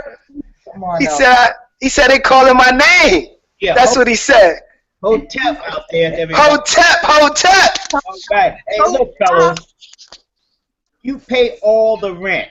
There's no such thing as the rent is 50-50. Doesn't work that way. You can't get 100% of a woman's emotion if she's paying half of the rent. Don't work that way. There's no such So thing you as have to understand that you're supposed to be providing. You're not supposed to be splitting down, certain things you pay. Okay, that's how it is. And that's just the way the cards are set. That's how it is. And two guys too emotional about why the man have to do this and why the man have to do that. I said, look, if you want the confidence from a woman to make you feel like you want to feel, you got to step up and be a man. Otherwise, she's not going to give you emotion. Because like Natalie said, they got a toy show out there now. You go into any corner store and they got toys. A woman got a job, they got a car, they have an apartment, and they can buy toys. So when you step in the picture, you can't come in there with like a muscle man because you can be replaced by a local toy. If you understand what I'm saying, you And they can may do not what they necessarily want. get the control that you want to be in. So what you have to do is make yourself worthy. You want emotion from a woman, you have to make yourself worthy. Now, that's up to you guys to hear this and understand that. You're not going to just come in with muscles and not doing nothing with it. You have to make yourself worthy to get the emotion from a woman. And women, y'all can't think that a man got to pay for everything and buy you everything. Either. Mentality. You know, it's just, it don't work as fantasy. You know, because sometimes you got to be the one to pay for dinner or the movies or the theater or something like that. I mean, it's not one-sided. It's two people together and you work together. You go out on a date, don't mean that your man got to spend the money all the time. Like I said, split the bill. Even if it's 50-50. If you don't have it to pay the whole thing, say, well, honey, we going Dutch today. I buy my ticket, you buy yours. Or we'll split the restaurant bill. You know? Don't think that you so great that all a man has to do is spend his hard-earned money on you all the time. And you just taking and not giving. That's not the right way to think. Well, you know, I have to agree with you, Mom, because I feel like this. If I invite a person to my house, I'm inviting you to my house. So why should you have to pay for stuff if I invited you to my house? You know what I'm saying? That's where hospitality comes in and being hospitable comes in. Right. So another person, if I say, yo, you want to go out and get something to eat, why would I be expecting you to pay for what we're going to eat when it was my suggestion? You know what I'm saying? Of us going out to eat. That means that I got us. We're going to get something to eat. We're going to do this, and I'm going to pay for the bill. Now, if you sit there and you ask me if I want to go out to eat, then yes, you're going to pay for the bill. You know what I'm saying? But, you know, that is, I call it prostitute mentality. You know what I'm saying? When you have females thinking like that. I remember my youngest child's father came to my house, and the first time he came to my house, whatever we was going to do, whatever, I paid for it, and I had a young lady staying with me, and she was like, "Oh, you bought that? Oh, ain't no guy coming to my house, and I'm buying nothing." And I was like, "That's why you staying with me. You ain't got no house. You staying with me because of your mentality." You know what I'm saying? You know, she was older than me, so it was kind of disgusting because at some point in time, you got to understand, every female got a vagina between her legs. So the same way he can go get your vagina, he can go get somebody else's. And there's chicks out there that'll do stuff you won't do. You know what I'm saying? So you got to stop. A lot of women are just basing their value off of what's between their legs. You know what I'm saying? And they need to stop doing that. You need to understand you are more than a coochie. You know what I'm saying? You got a brain. It is bad because most of the ones that base themselves off of that as their value, they don't even know they have a brain. You know what I'm saying? They don't even know they have a brain. They don't even know nothing else outside of just being bed warmers, because I'm not even going to say laying on their back, because half the time they on their knees. They ain't even on their back. They're just bed warmers. You know what I'm saying? So that's that prostitute mentality. When a woman thinks that a man is just supposed to come out of his pockets. Classy mentioned something that was profound also. First of all, nothing in a relationship is 50-50, because if it's 50-50, where's the other 50%? That means it's lingering. And that means that somebody else can grab attention to you if you're 50% in a relationship, or you're 50% of this or 50% of that, because we're supposed to be a whole person, which makes 100%. So relationships are not even 50-50. If you can't come in 100, I don't even want 99% of you. That means it's a percentage of you that's lingering somewhere. If I can't have 100% of you, I don't want none of you. Because when a woman goes into a relationship, and remember what I'm saying, when a woman goes into a relationship, she's in the relationship wholeheartedly. It's not a percentage of her that's lingering over here. Only little girls and chicken heads and people like, or individuals like that, carry themselves in that manner where they with you when they thinking about Tommy from down the street. But when you're with a woman and she decides to choose you and to be with you, she wants to give herself to you, 100% of herself to you. Right. So what people got to get back to understanding. You know what I'm saying? And a lot of it, you know, it pisses me off because a lot of it is learned habits. I remember being in Atlanta and watching females taught from their mothers, girl, you better go out there and get his money. Girl, you better not come home with no money. If you're going to be out there with him all night, or you going out with him, you better come home with something. I used to look at them like, yo, first of all, you're leaving, going with him with nothing. So why you think you're coming back with something? You didn't even leave out the house with $5. So how you coming back with $5? It's just a mentality that people have, and it's so damaging to women, and it's so damaging to our people. So if you have it where you're being taught this in your household, okay, and then you meet a man that has the same mentality as your mother. You know what I'm saying? That's how these girls get caught up in prostitution. Because they meet this guy and she's like, oh my gosh, my mother said that. You know, my mother thinks just like you think. And she already thinks it's right because her mother thinks that way. And then that's where you got these girls that get caught up in prostitution because it's a learned habit. And we have to unlearn these habits because right now it's just not women being caught up in prostitution. They got males being caught up in prostitution also. You know what I'm saying? And it's more males right now being caught up in prostitution.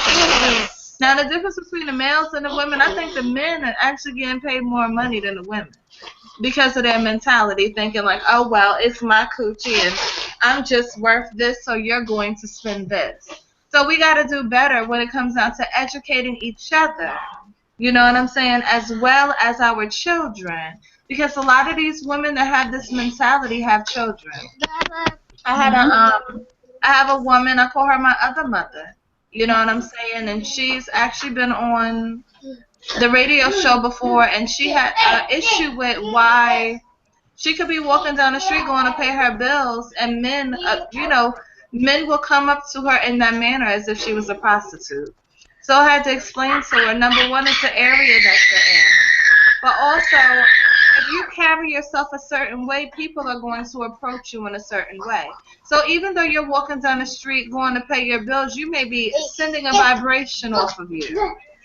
That's your mentality. You know what I'm saying? Because a lot of times when I'm walking down the street, men, half of them don't even want to talk to me. I guess I'm emanating an intimidation, some type of intimidation off of me, because they don't come to me with, yo, I got $25.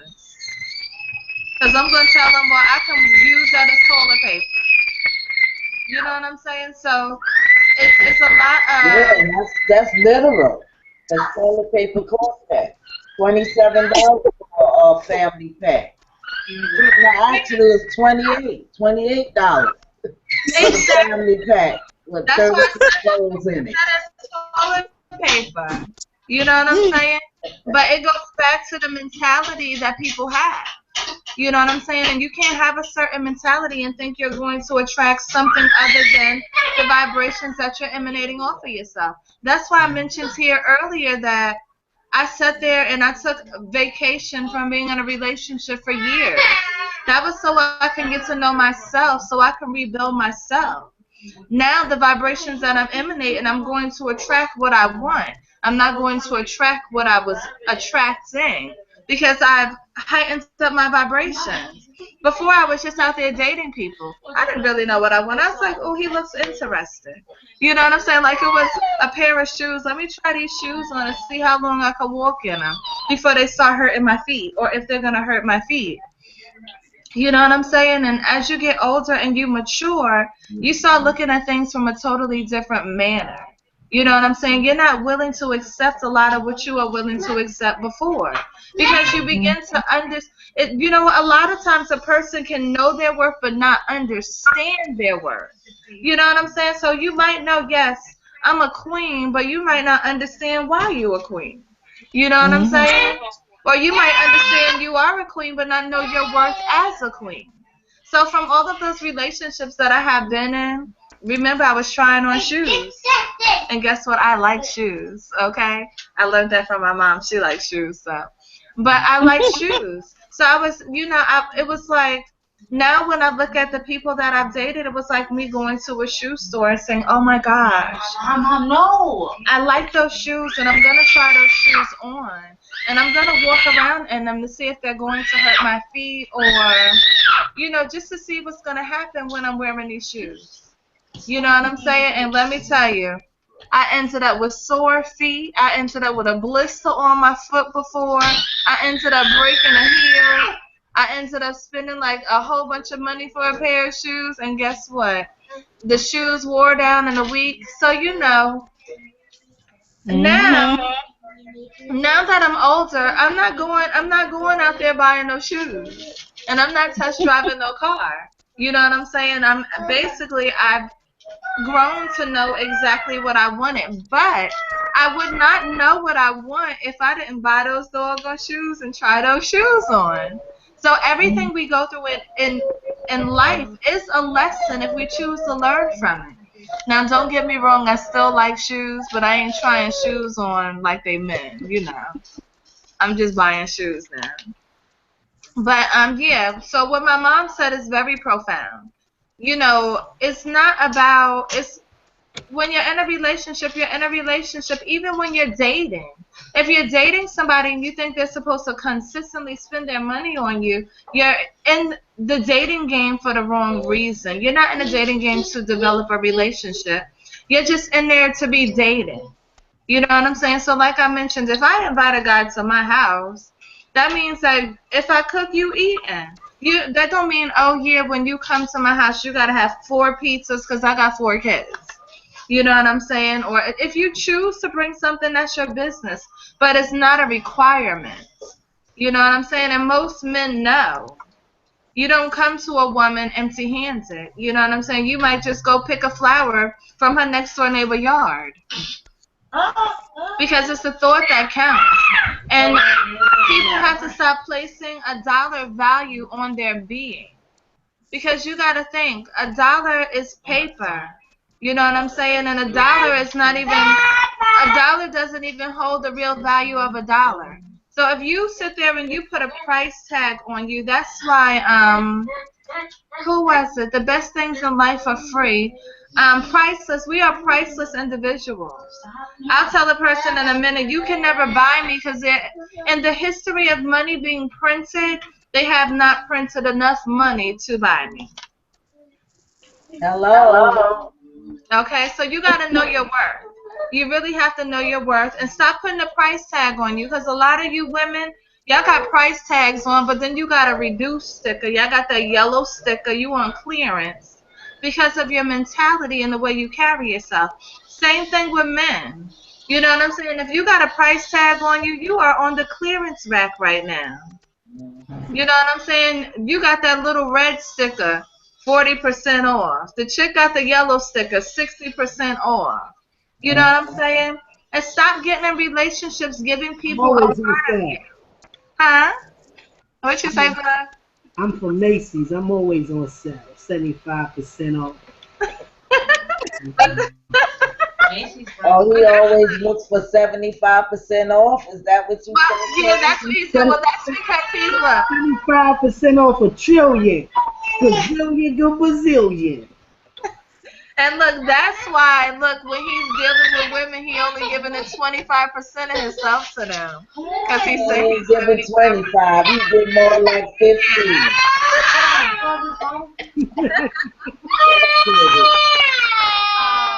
Okay. You say 25 is too much. You know, Yes, but check it out. another thing, when, you know, if you're interested in being in a serious Hey, relationship go with to somebody, sleep. you have to sit there and you have to give them 100% of yourself. Because if you're not giving them 100% of yourself, that means that's a percentage that somebody else can go and grab. You know what I'm saying? So that's something to think about. Start sharing the responsibilities when it goes out to date, and you spend money, let him spend money, y'all both spend money on each other. And if y'all choose to be in a relationship, make sure you got your baggage under control if you got baggage. You know what I'm saying? Or you got it in a locker or something where you're able to give 100% of yourself, or just leave it alone because you're wasting time. Exactly. Right? Say yes. That's what I try to get Kenny to understand, to stop spinning his wheels. What happened? She said that. That's what I'm trying to get you to understand, because you just giving up pennies on the dollar. Well, Well, he just now said he's on sale at Macy's for 75% off. So he's letting the person know that they're not going to get 100% of him until he's ready to do that. You know what I'm saying? And I can't even be mad at him about that, because he's letting the people know, yo, I'm 75% off. That means you're getting 25%. And you take it or you leave Divide it up how many ways? It's only one way. That's why I say pennies on the dollar. Hey, you ever heard of penny trades? Yes. You can get rich off of penny. Penny stocks. I'm familiar Yeah, with penny stocks. penny That's stocks. it. Yeah. The Wolf of Wall Street. yes, if you want to wait that long time for them pennies to add up to that 100% to that dollar. Mm-hmm. So it's just who have that patience enough to wait to count those pennies. Woo! And guess what? The bank right now, they don't even want to count pennies for you no more. Go. They be like, you gotta bring them rolled in, yes. Listen, they got machines to do that for you. But look, if you go to Coinstar, they take 8.5% of what you earn. Exactly. That adds up. Yes. It's all the way around. Did y'all Only Did you 75% off. Did y'all just see the news? A dude been saving his pennies for many years. He just made 45 years. 45 years, yeah. He got $1 million. Ain't got no $1 million. 5,000. 5,000. 5,200, right? Yeah, somebody lied to me then. Yeah, no, he only got 5,000 and change. And they was only his pennies because he was finding them in his travels. And you know what's funny about that though? He was collecting pennies for 45 years. So some of those pennies he brought to the bank were real copper. So he got a penny for them, and they gonna get 25 cents for them. Mm-hmm. The bank gonna make 24 cents of each one of his copper. Yeah. Yeah, they made 24 cents off of his one penny for each They penny. made That was more real money copper. than what they paid him then in the reality. Yes, they did. Yeah, they sure did. Back to what you said, Nelly. Know your worth. Yes. You gotta know your all the way around. You gotta know your worth. You gotta know it. Yes. You better know coming this way. Bugger. Yeah, I know. Live. Yeah, I know. Take the honesty. More men should be. How long you gonna be a bachelor? Right. Love her. Hey, what's the show about? Why fathers matter? Okay. Not the Bachelor. Not the conscious bachelor. Well, that's why I'm asking you how long you gonna be a bachelor. Because for that reason, because fathers matter to make the household. Well, right now, like I say every show, I'm continuing building my foundation with my seeds. I'm continuously helping them grow. You know, so right now I'm not there yet. So I can't even give a clear answer on that. You know? Okay, that's honest enough. What's the name of your basketball team? Can you're working on a team? Huh? How many you want on your basketball team? You're working on it. Who you You have 5 starters? Google. Yeah, I got 5 starters, me and my 4 seeds. And I got my grandson on the bench. You know what I'm saying? Look, you guys are really talking well. I've enjoyed listening to you because you keep hope alive. You guys are really talking well. I really enjoy listening to you guys because you let me know you guys been studying, you've been listening, you've been learning, and you're proving it. And I really enjoy listening to you guys. You're really doing a great job. And now let me interject, and the fathers out there listening, be a role model for your son. Don't try to act like you a young hip-hop guy when you almost knocking 45 and 50 with your hat on sideways and backwards and your pants off. That's not being a role model. You just blending in. You know, that's not making a difference. Step your game up. Put your hat on right. Pull your pants up and put a belt on it. Shoestrings in your sneakers and lace them up in time. Be an example for your sons and your daughters. Don't blend in, blend up. Okay, well, with that being said, the same thing goes for the mothers out there. Be an example for your daughters. Stop trying to compete with your daughters and go in your daughter's closets and wear her clothes.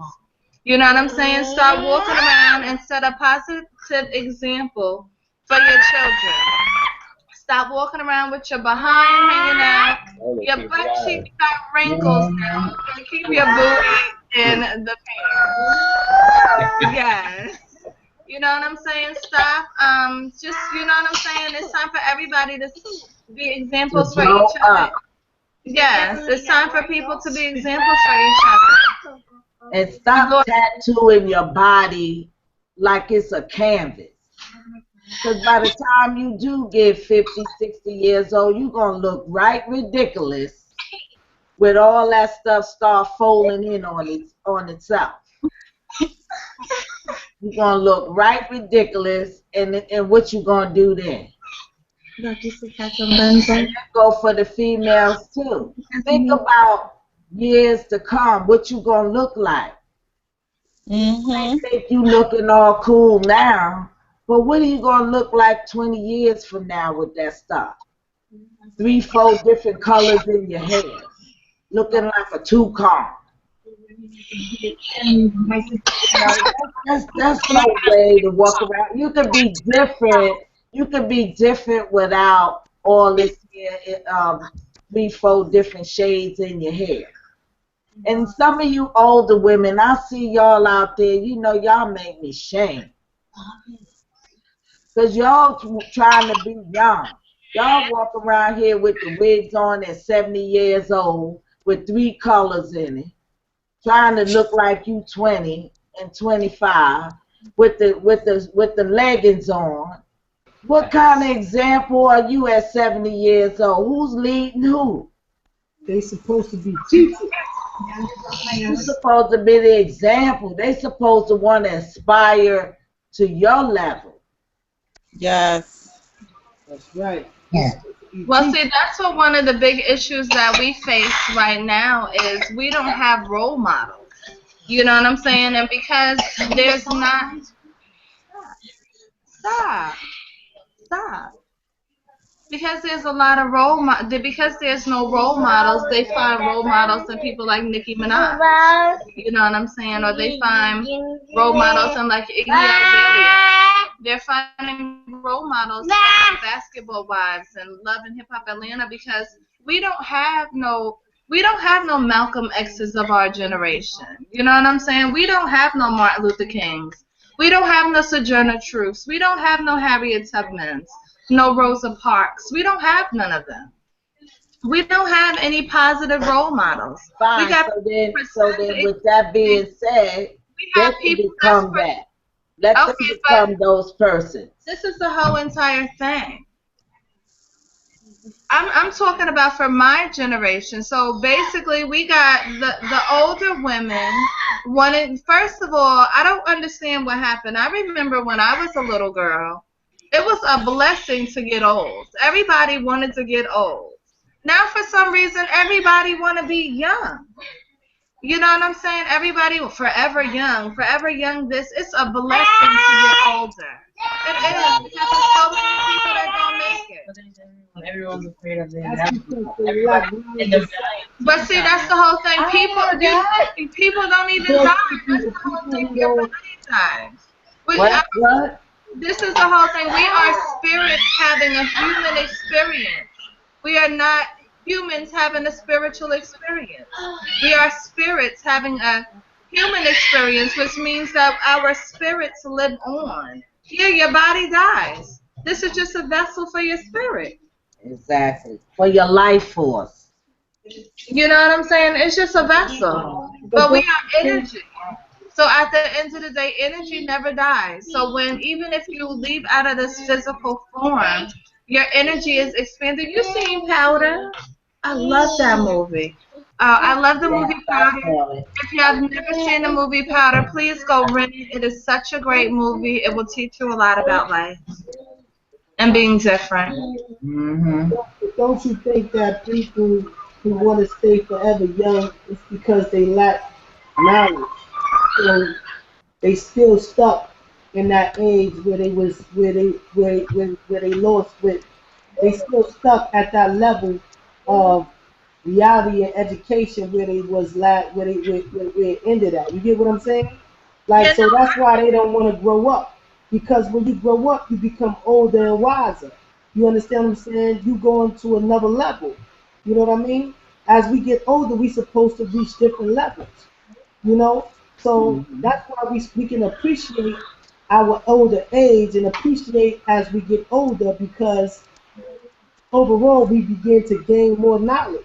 You know what I'm saying? We begin to understand things better and more. So we move that way. But if you want to stay young, it's because that's where your mentality is at. It's back in that same 15, 16-year-old stage. You know what I'm saying? Some people can't even move past those type of conversations.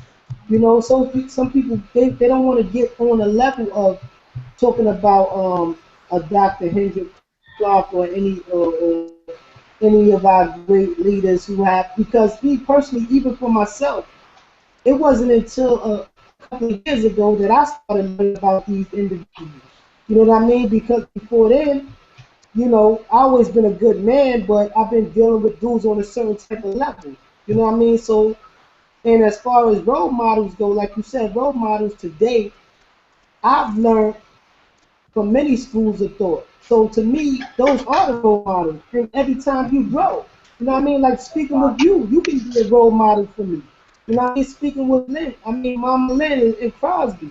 You understand what I'm saying? Get your knowledge through many schools of thought.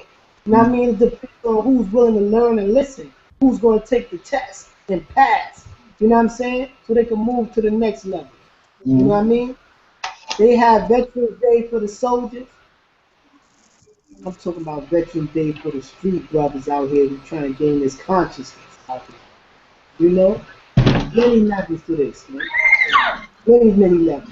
And it's okay to think young because me and Honey, we're not like what they call farty people. We, mature people, but we're not what you call where we pull in our porch, or we're just eccentric and stuff like that. We're not eccentric. We still full of life and vitality, and that's what creates the youth in him and I. I don't have to go out here and identify with somebody my daughter age to show that I feel I have vitality and still have a lot of youthfulness. My husband don't have to put his hat on backwards and his pants hanging off his behind to show that he still have a lot of vitality and youthfulness. Do things age appropriate with vitality, and your youthfulness will show because people won't believe you're the age that you are. That's what gives you your youthfulness. Yeah, no, it's Not that what you put on the outer body, but what you exemplify from within your being. Look at that. That's what you want people to see. It's what your inner being, what you exude. That's what you want people to see and identify with. Yes, not throwing on your daughter's dress, going in the club with your 20-year-old child, talking about I still got it. Exactly. No, you don't. Go home. Be with your own peers. Exactly. Stop trying to hang out with your son's friends, and dating your son's friends or your daughter's friends. It's I know a lot of parents like that. Yeah. Or they smoke and get high with they. And the mother and the daughter pregnant at the same time and all this kind of stuff. Come on. Yeah. That's not acceptable. That's right. That's not acceptable. Well, who said it's not acceptable? Diana. In the village, in Africa, everybody running around, just living. I'm sure Mama and Papa, they have a lot of vitality that they still having children. And the children are married and having children. You know what I mean? So the Western way is not always the right way. You know what I mean? Like they say about, like the way that we are programmed to think what is bad, what is good. You understand what I'm saying? By all means, I'm not trying to justify women, having children and their daughters are having children at the same age. You know what I mean? I don't think that's cool. That's one of the reasons I have a grandchild. I don't really want any more children. But if I'm with someone, and what if look,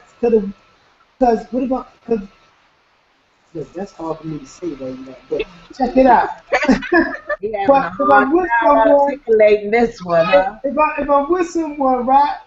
What if they want to have a child, and I have a grandchild, and I'm in love? I can't give them a child. So I don't, and I think back, I'm a king where I'm from. So me being a king where I'm from, the king can have as many kids as he wants. But I'm not going to hang out with them unless we having a family function. We all in a circle, woo, doing our thing. So other than that, you shouldn't be let me stop. I'm just being funny. But cut it out, man. Well, okay. Well, all right. Like my mom, when me and my sister, we got older, like my mom, like I explained to you guys earlier, I was raised in a church. You know what I'm saying? So my mom, she was just like a hardcore Bible chick. So like as we got older and stuff, like my mom threw a birthday party for me for my 23rd birthday at a club. My mom didn't drink, she didn't smoke or nothing, but she was there with us and we were all able to have a good time together. You know what I'm saying? I've been out with my mom. I remember we wanted to go do some Spanish dancing, so we went to the Spanish club. You know what I'm saying? It's not. She was dressed age appropriate. You know what I'm saying? She went to go dance. I went to go dance. We had a good time together. It wasn't no competition thing. It wasn't like, oh, she saw Pablo and you know what I'm saying? It was none of that stuff. We just went to go have a good time. So that's just like now. We've been to family events and my mom has been there. You know what I'm saying? And Crosby has been there and they get on the dance floor and they cut up on the dance floor, okay? I mean, everybody else is just wanting to stand around in a circle doing a little two-step or bopping back and forth.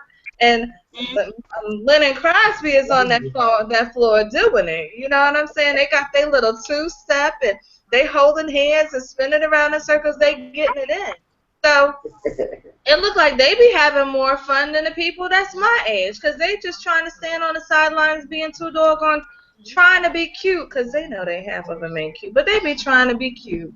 You know what I'm saying? And the guy's just sitting there looking stupid. So, you know, it's okay to have fun, and it's okay to have fun with your parents. I enjoy having fun. I had fun having fun with my mom because it was surreal to me at the same time. Because like I mentioned, she was this diehard Bible bandit. I mean, she'd take that Bible out and cut you with it in a minute. You know what I'm saying? Yeah, she was a Bible bandit. You know what I'm saying? And, you know, to get grown and to get older and to be able to see a whole nother side of my mom, it was really, really cool to me and we had so much fun. Now, I was drinking, okay, but she wasn't drinking or nothing. And even though I was grown, I knew to do things, even though I'm grown, I'm going to respect my mom. You know what I'm saying? So even though I was drinking, I wasn't going to be like, oh, goodness, I'm drinking like I'm at the club with one of my homegirls. You know what I'm saying? So everything was within moderation or whatever. Plus, I was driving. Everybody drove themselves there, but we had fun. So, you know, I could never imagine being pregnant the same time my mother is pregnant. Like, that would just, like, throw me off. Crosby, don't be making no babies with my mama now. Stay out of Crosby. Okay, congratulate. Yeah, so don't be doing that now. But yeah, I'm through with that. I'm through with that. I'm a great grandmother now. I don't need no more babies. I got a great grandbaby. My second one coming. That's enough babies for me. And little man that Nally got. That's enough babies for me. And you gotta think, my baby is 21, and that's the way it's gonna stay. Right. Until he start having babies. Yeah. But yes, no, that's just like I have a 17-month-old and I have a niece that has a 3-year-old. So it was kind of odd to me having a baby after my niece had a baby. You know what I'm saying? I just made sure that the shop got shut down, though. I think 4 kids is enough. I think right now I just would like to enjoy raising the children that I have and watching them grow. So I got my tubes tied. You know what I'm saying? Now my niece is having her 2nd child. So we be laughing. Now she'd be like, Auntie. She'd be like, well, Onika is the big cousin, because that's her daughter's name. She'll be like, and Zael is the little cousin. That's my son's name. Now, Zael is getting ready to be a big cousin. You know what I'm saying? And I'm going to leave the baby making right now and, to my niece and my nephews. You know what I'm saying? And my daughter says she not having no kids. She see what it's like to have a little brother, and she's like, it's a wrap. She said, that's just too much work. She said, I'm not having no kids. Brittany said the same thing. Yeah. It's gonna sound familiar for the rest of my life. She said it's going to sound familiar for the rest of her life. She said she's going to get her tubes tied. Oh, no. Ain't no doctor's going to touch him. They're not doing that. She said she ain't having no kids. She's determined. And I'm not mad at her. If that's She's going to have me a grandbaby. Great grand. What she gotta have me? Wait a minute. She A my great grand, but she gotta have me a great grand. She said she's not going to. She said that's one wish you But will we'll not get. see. Time will Yeah. tell. Yeah, but Zaquan and Zarian, they would like to have kids. So, well, Zarian said, You know Well, what? they don't. I'm gonna hear that, but I'm not gonna receive it. Well, I'm not mad at them either way. The reason why my children don't want to have children is because the way the world is. You know what I'm saying? So my sons, they see that they're young black men, and they see that they have a bull's eye on them because of the color that they are. Yeah. So they don't want to bring children into this racist society knowing that their children are going to be targeted. You know what I'm saying? So this is their reason for not wanting to have kids. Right. So it's not like, oh, they just want to be selfish and not have no kids. Zanaya says she will adopt kids. There's enough children in the world that don't have parents, and they need parents. So she says she will adopt kids, but she ain't birthing them. Well, like I said, I hear it, but I don't receive it. Now we can talk about something else. Yeah, well, it's their choice. Yeah. It's their choice at the end of the day, so. Absolutely. But like I said, for the third or fourth time, I hear it, but I do not receive it. You never know. Right one falls off, you'll be a mama. Well, I'm hoping that when my children get old enough, they got to have sex like the Conehead. They got to put that wreath on their head and they got to hold hands and get it on. You know what I'm saying? And you already know in the future they're already going to sit there and work on issuing licenses and stuff for you to have kids anyway. You know what I'm saying? So these are things that's getting ready to occur real soon where, they're trying to control the population. So they already have it been going on in China. You only got to have a certain amount of children. They're about to bring it over here, though, where you have to fill out papers and stuff so you can have children. You're going to have like a license to have children. You know what I'm saying? And that's ridiculous. It's going to be people in the caves and stuff just making babies and having babies in the caves because they're not going to want to agree to having to fill out an application to have a baby, and that's what you were created for. And fruitful and multiply. Exactly. We got to first get the fathers to be fathers and not just sperm donors. Well, first we got to get it's not even getting the fathers to be fathers. We have to get the men to be men. Once a man knows that he's a man, he'll know the role that he's supposed to play. If you just got males out there just because they're males and they're having sex and they're making babies, that don't make them a man. A man knows his position. But they're out there anyway doing it, so they need to step up and be responsible. Mm-hmm. Yeah, but it's a whole bunch of males. In the meantime, they still need to step up and be responsible until they mature into a man. That's another story. But when they know that they made that seed, then that's time for them to step up to the plate of responsibility. No, I agree with you. I'm not taking that from them at all. Well, they're about to come out with male birth control, and I just hope they just start shooting them up with it. I hope they make it where men can have it. They got male birth control now they don't want to take. Mm-hmm.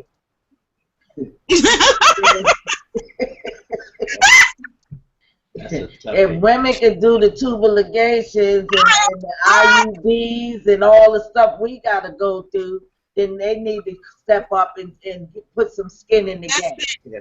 I'm with you, Lynn, because why they have to leave it always to the woman? Exactly. It takes both. It takes two to make a baby. Mm-hmm. It takes two to make the things go right. That's right. And also to make it That's right. They could put some cells on ice, but if they change their mind and want to procreate, They put their cells on ice and unfreeze them and then put them where they gotta go to make that baby. But in That's the right. meantime, they can do some control too. Some birth Nope. control. Yeah, see, my phone cut off when I said I was done. That was just because it needed to be charged. No, Yeah, nothing. whatever. I Is it on the charger now? Yeah, it's on its charge. I'm on my phone. I'm not on my tablet. Oh, So my tablet is being serviced, everyone. Yeah, So, it's good. It's nice and clear. Did you see how she had to clarify that though? You know, she had to clarify that when she said she was done having children, that her phone died. Yeah, that was like a selective. Are you insinuating that was selective? Yeah, the phone just died at that particular time. Oh, okay. yeah, because no, that's the truth. My baby is 21, about to finish college. Woo-hoo. No, if I had no baby in 21 years, guess what? It's not going to happen. There's no need for it to happen. You're right. Right. I agree with you, Linda. When my husband was 6 foot under, then that's what it was. Yeah. Unless you was another ring on his finger, it wasn't happening. Wasn't no babies coming no more unless you had a ring on his finger and we both said I do.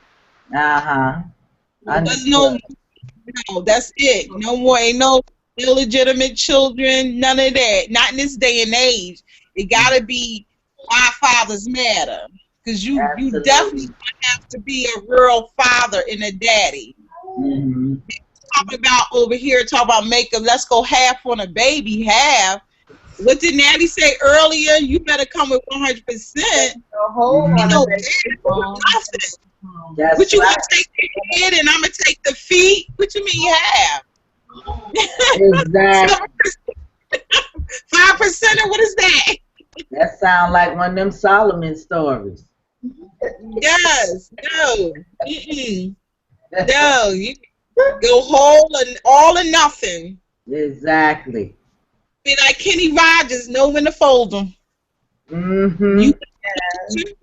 And you don't know whether you all right over there, because since that phone call, you done got mighty quiet. Man, that phone call don't do nothing. I'm studying. I'm about to do some studying. Oh. I know all about that, but I know all about that. Study while you on the show, that's rude.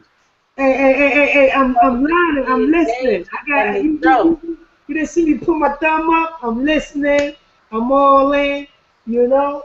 I'm just moving and grooving because I just got home, you know, so you know. I just got home, I just tapped in, I'm on the show, I'm ready to roll. You have to tell us a lot too. You have to have a show about what you're studying. We have to do.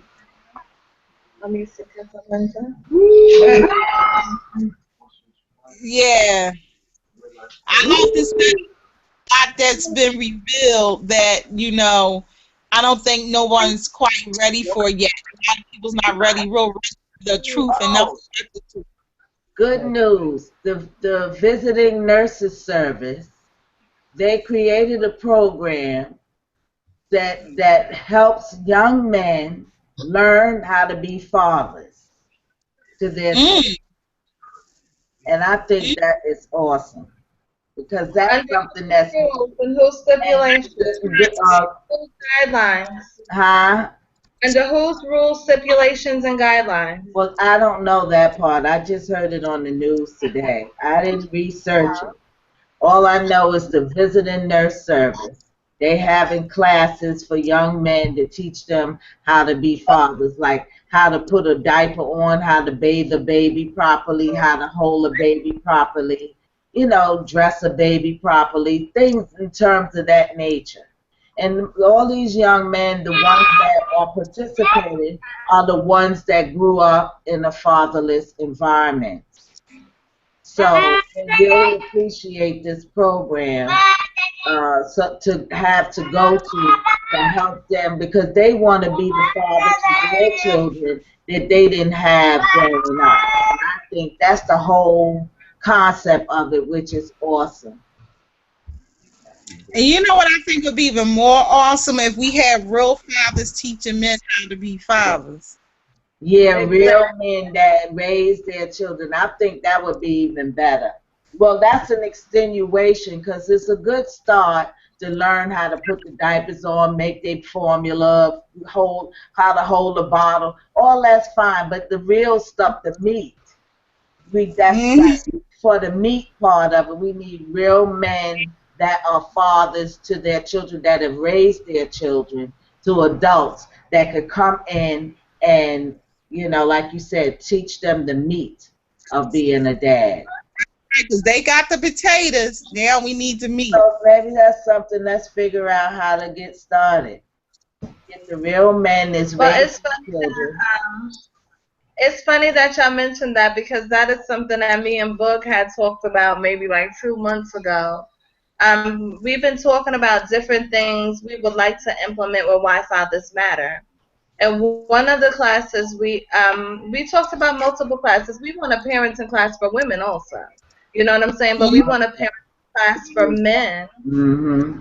We also want a class where real men are talking to men to teach them how to be real men. You know what I'm saying? And real women are sitting there talking to women, teaching them how to be real women. It's a lot of classes that need to be taught. People need to be destroyed and rebuilt. Yeah. You know, so that you know, needs to be done at an age where they're still captive, at a captive age, for a real man to come in before they even start fathering children. I would think that a real man should be there to interject them, to guide them into manhood. I think that's a great thing too, but I also think that the men that are out there that are grown can still learn as well. So I do think it is something that, you know, young men, especially fatherless young men, need in their life. But there are grown men out there that need that too. You know what I'm saying? They can't just be walking around losers forever. Because there's a lot of men walking they have around. to want it. They have to want it. I'm looking at the impressionable age because that's where you can reach them and they're more receptive. Okay, but the older men got a lot of baggage and a lot of stuff that if they don't want to give it up, you got to be willing to give it up in order to learn. Because you can't pour new wine in old skin. So they're going to want to be. But we can't give up on them also. No, I'm you know, not giving up. What I'm saying is they have to be in a mental state where they're going to be receptive and not come in with all this what they think they know stuff. That's what I understand. I understood exactly what you were saying from the very beginning. But that's the same thing with the parenting classes for the women or the classes to teach women to be women. And yeah, it needs to be something that's taught to the young women that's becoming women, but it needs to be taught to the women that should be women that's not walking around being women. I agree. You understand what I'm saying? So these classes need to be implemented to all parties that need it. Exactly, I agree. I'd like to interject for a moment. Go ahead. I go to a place called Bartow Mall, and most of the gentlemen out there are seniors. They have grown kids and grandkids. And I try to iterate to them. I say, look, you have to step back and let the young people learn what they think. Be a supporting cast. Don't necessarily always take your ideas and try to put it into their place. Let young people lead the way, and when they need a little shove to the left or to the right, or need some advice, be their advisor, not a director, because that's the future. You have to give them an opportunity to develop, give them an opportunity to learn and make errors, and when they need your support, you give it then. But don't take over, because that's not the way it's done. You have to give them an opportunity to live their life and learn to grow and develop, and just be a supporting cast, not a director. Okay. That's truth. Yes, no, that's true. You know, it's a lot of things that need to be destroyed and rebuilt. You know what I'm saying? And I understood what you were saying, Mom. It's hard to teach an old dog new tricks. You know what I'm saying? But I'm beginning to think if you grab a hammer and you hit him in the head with it, and you tie him to a chair, and you tell them you are not going to feed them for a week, they're going to want to learn. But even though it's hard, That's what you call force feeding. Force feeding. Yeah. That is We've already seen what beatings do to people when people can beat stuff into you, so we can beat it in them now. Yes, we can beat it in them. Israel had something to say on that. No, hands up. He said, go ahead, Sanaya. My daughter would like to say something. I'm saying how even though it's hard for you to teach an old dog new tricks, the old dogs can still learn them. Zanaya said even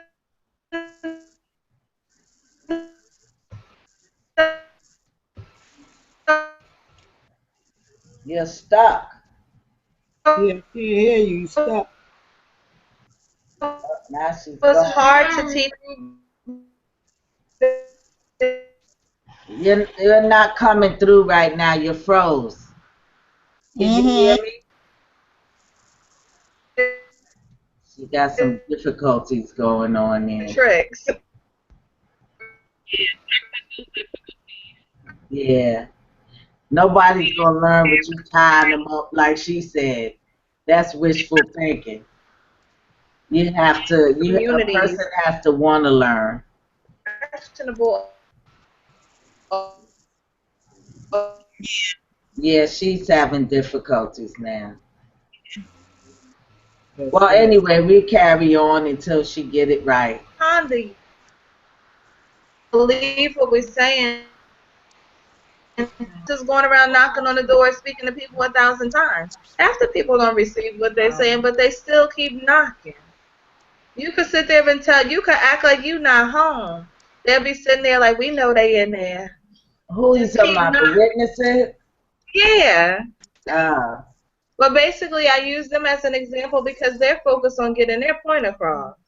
You know what I'm saying? So, yeah, Zanaya said, and they keep. Yeah, but then what they end up doing is turning the people off, making them reject them.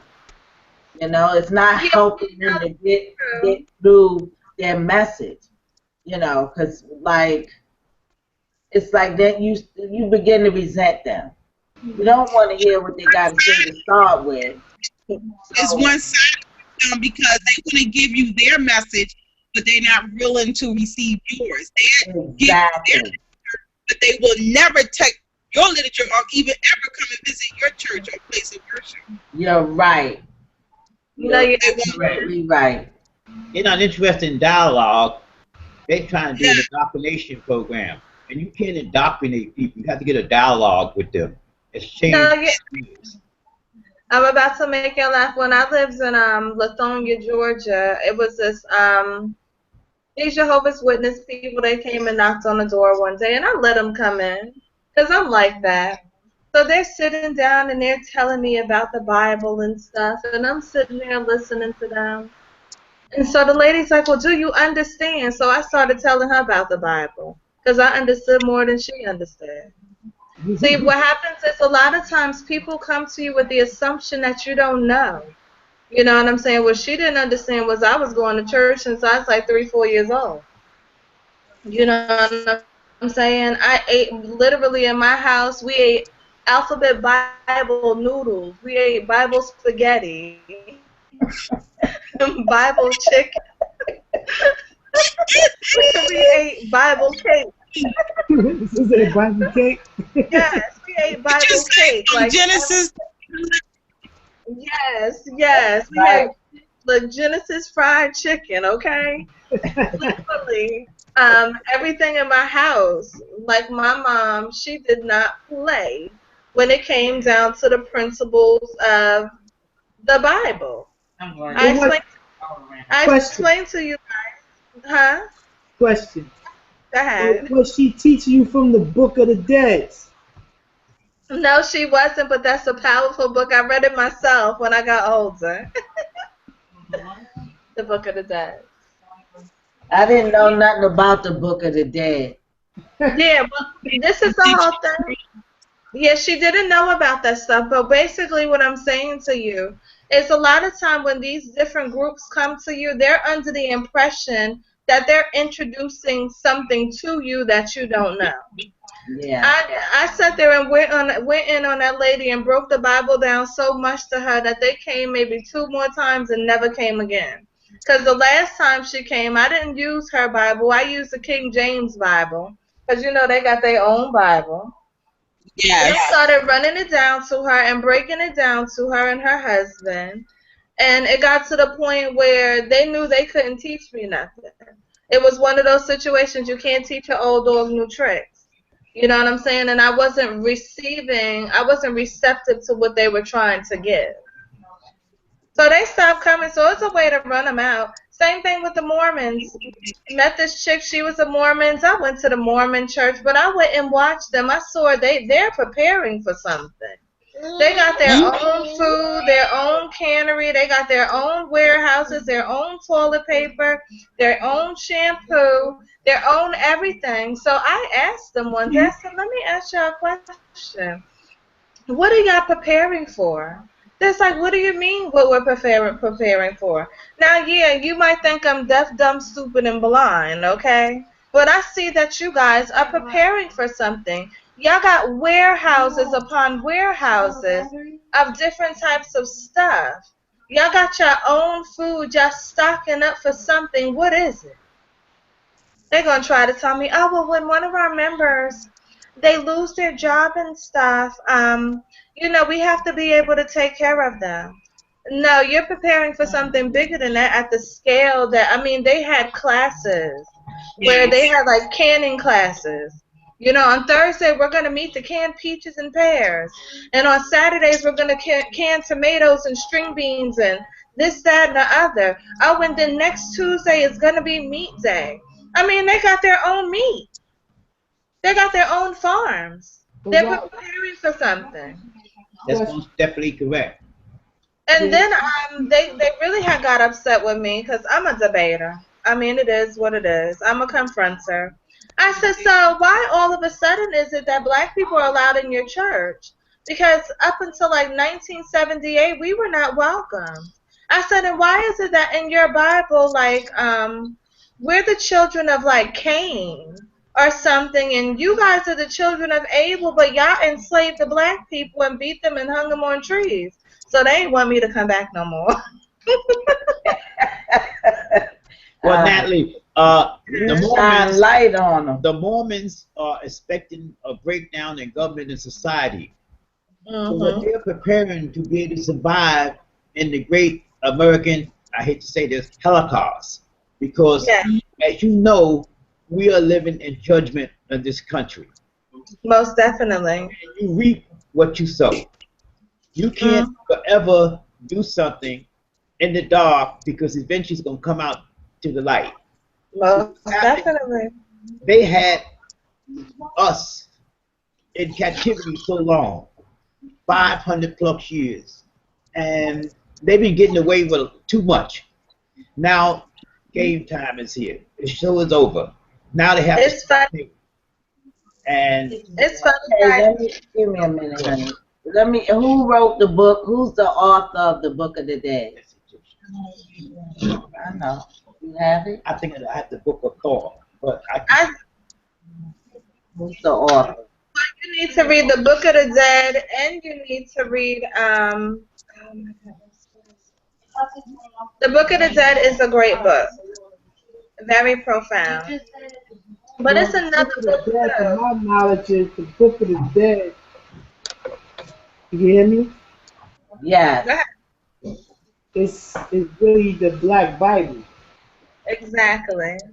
Okay, I get that, but who wrote it? And who wrote it? I have to look that up. Yeah. Okay. And what's the second book, Nathan? Oh my goodness, they talked about it in the Mummy. The Book of Amun-Ra. Oh, okay. The Book of Amun-Ra is a good book also. Yes, but the Book of the Dead, Ra.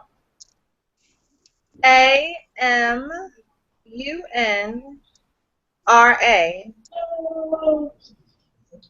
Okay.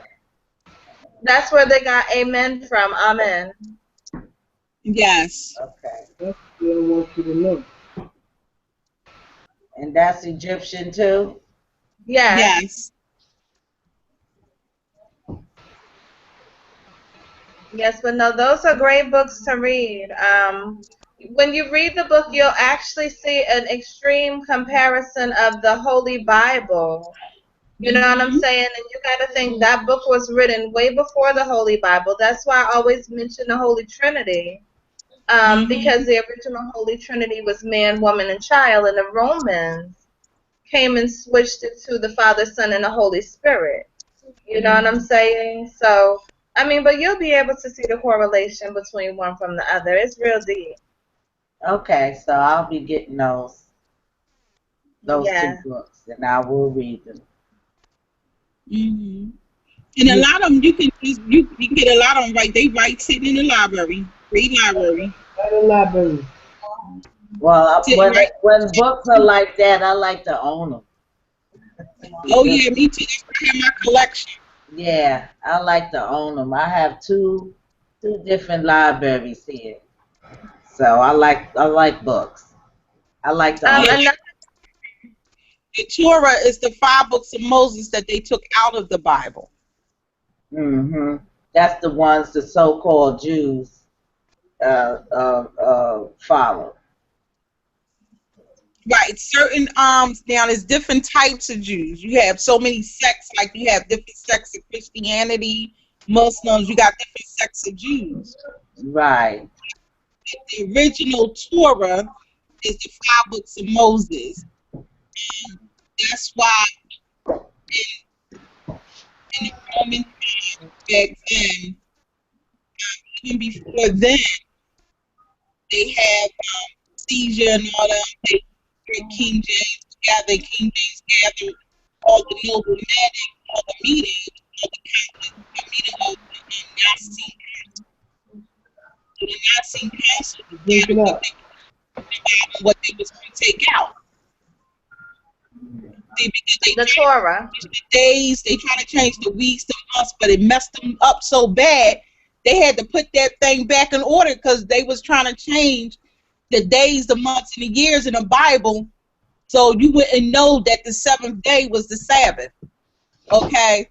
Because they was trying to say that Jesus rose the 3rd day or whatever it was, but he rose, it was in the midst of the week. The Bible said the midst of the week, which was what? Wednesday. Midst is the middle. But it's just so much, I was reading that could add up chronologically. And logically, it just don't add up. Yeah. Yeah, I mean, I found things in the regular one that just don't add up. The King James, it just don't add up. So I can understand. You do your calculations, and you look on just a regular calendar sitting in front of our face every day. The regular numerology Roman calendar sit in front of our face every day. Yes. You read in the Bible, it says the 7th day. What's the 7th day?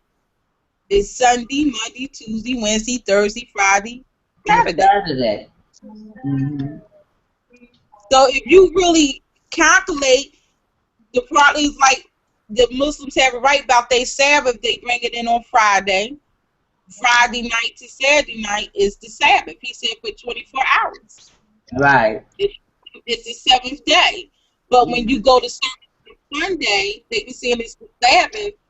It's one of the guys that he said the one that he sanctified and sanctioned was Saturday. He said he sanctified it and he set it apart. Right. From any other day. That's if you're going by the Holy Bible. But a lot of people read it, but they don't go by it. Like that's any book. Quran. People read the Quran, but they don't go by it. Or they reading, the well, I don't mess with the Kabbalah. That's something that's those book is demonic, and I'm saying it live. Those that's what you were saying. And then with those Jews, or so-called Jews, those the ones that got Christ sit where he got sent to. You know, they were jealous of who he was. Yeah, that's the Sadducees and the Pharisees. But because he was Christ and because he was black, I'm going there. That's why he couldn't find housing. Right. When Mary was pregnant. Now, what neighborhood if you of that nation is not going to house a pregnant white woman? Exactly. Who's not going to house a wife, a man and a husband? You know, the husband and wife, and they see this pregnant woman. Who's not going to house them? Why couldn't this Caucasian couple, find housing? Exactly. Why would she have to go have the baby in a manger? It just don't make sense. Yeah, like you said, because the color of their skin. Only thing I could see why they couldn't get housing because they were black. Exactly. They would take this black woman in with this baby pregnant. Exactly. Having this black baby boy. Listen, that they called the Messiah. Oh no. It ain't because he was Jewish they killed him. They killed him because he was black. Talk about he was God. Mm-hmm. You know, but if he was, you know, but another thing, I keep it real with people. You know what I'm saying? I say, hey, no disrespect to nothing, but truth is truth. That's right. People dying now and suffering because of lack of knowledge. Exactly. Afraid to pick up a book. But I told him I don't serve no blonde hair, blue eyed devil. I sure don't. That's not my who picture is a man of color. That was not the description in the Bible I read. That's right. That was not the description that was given to me. He did not have blonde hair. He now did not I have will blue. tell you what pictures, the pictures I had hanging up in my house was of a black man. My mother had black angels, black everything. Everything was black in our house. Mm-hmm. And I really, as a child growing up, I was so confused when I went into a black church and see this blonde hair, blue-eyed man hanging on the wall. I said, who that? They said, you blasphemy. They made me sit outside the church. I questioned who this blue-eyed, blonde-haired man was. You don't know who that is? Oh, you the devil. I said, how I'm the devil? Because I'm a child and I'm actually blonde hair, blue-eyed man hanging on your wall. But I'm very proud of him.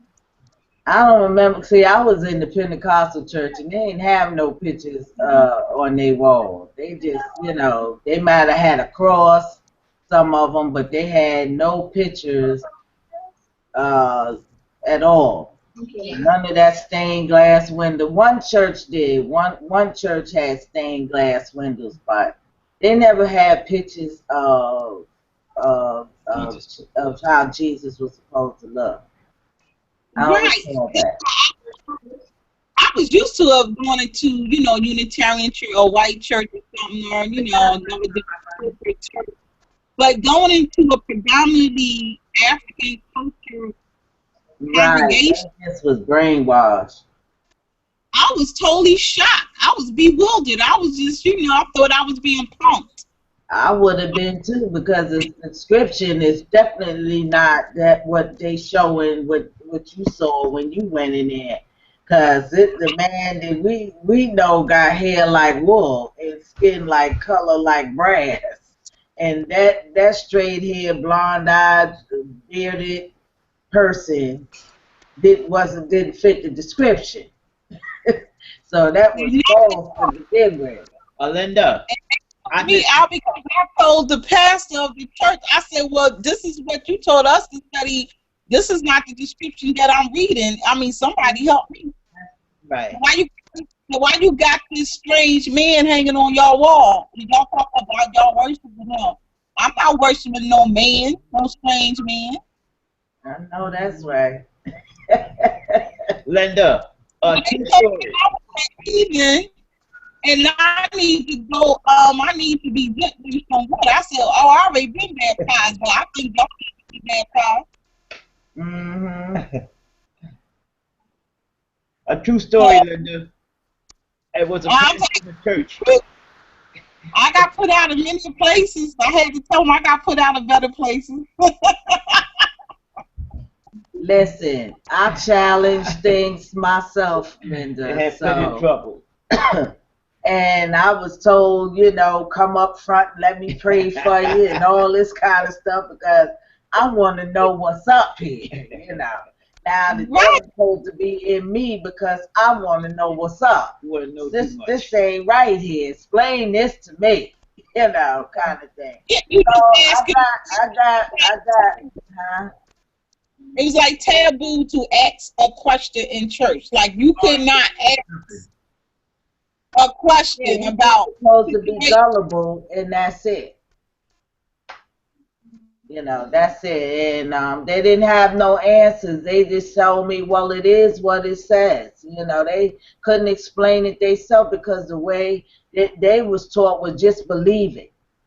Well, I'm Right. not gonna just believe it.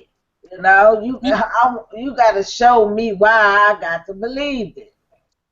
Exactly. And And so I was at odds a lot with the leadership. yeah, I'm still in trouble today. Still in trouble with my pastors with stuff, because I'm not going to be your puppet. I'm nobody's droid. I'm not going to be a puppet. And if I can't question a situation or what you telling me and you can't prove it to me. Oh my goodness, I see Kenny left. It's after 11 o'clock. No wonder he left. Linda, how you survive in the church? Huh? How you survive with your mindset? Because you have a doctrine. Because I don't allow anyone to control me. Because only one control me is my Father in heaven above. I give respect and honors to my headship, but you're not going to tell me something that I know that's not right. I know I'm here for a moment on assignment, and I make it very clear I'm on assignment.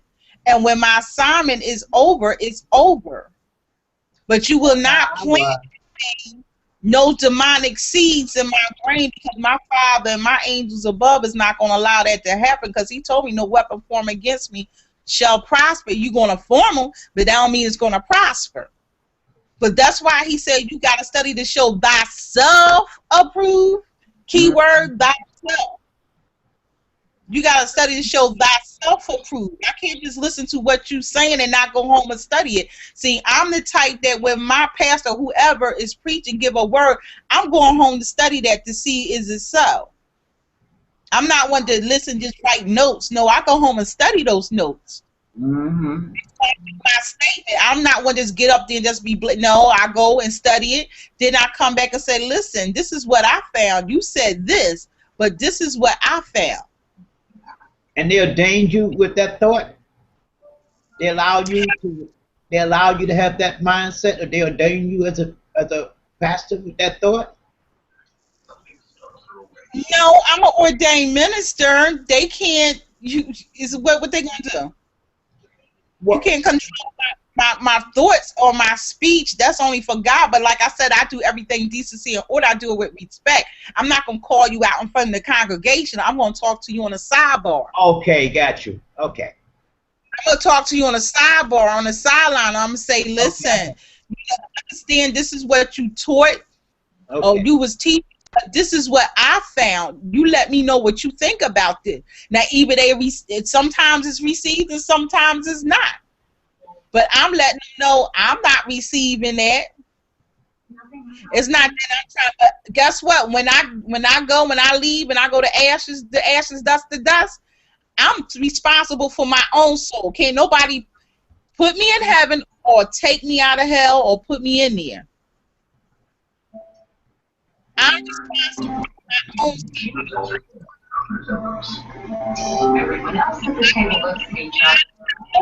Bishop so-and-so, apostle so-and-so, pastor so-and-so, evangelist. Oh, Natalie said, Lynn said, he gonna be like, I got to do with you. So you gotta go get your guy that I can't say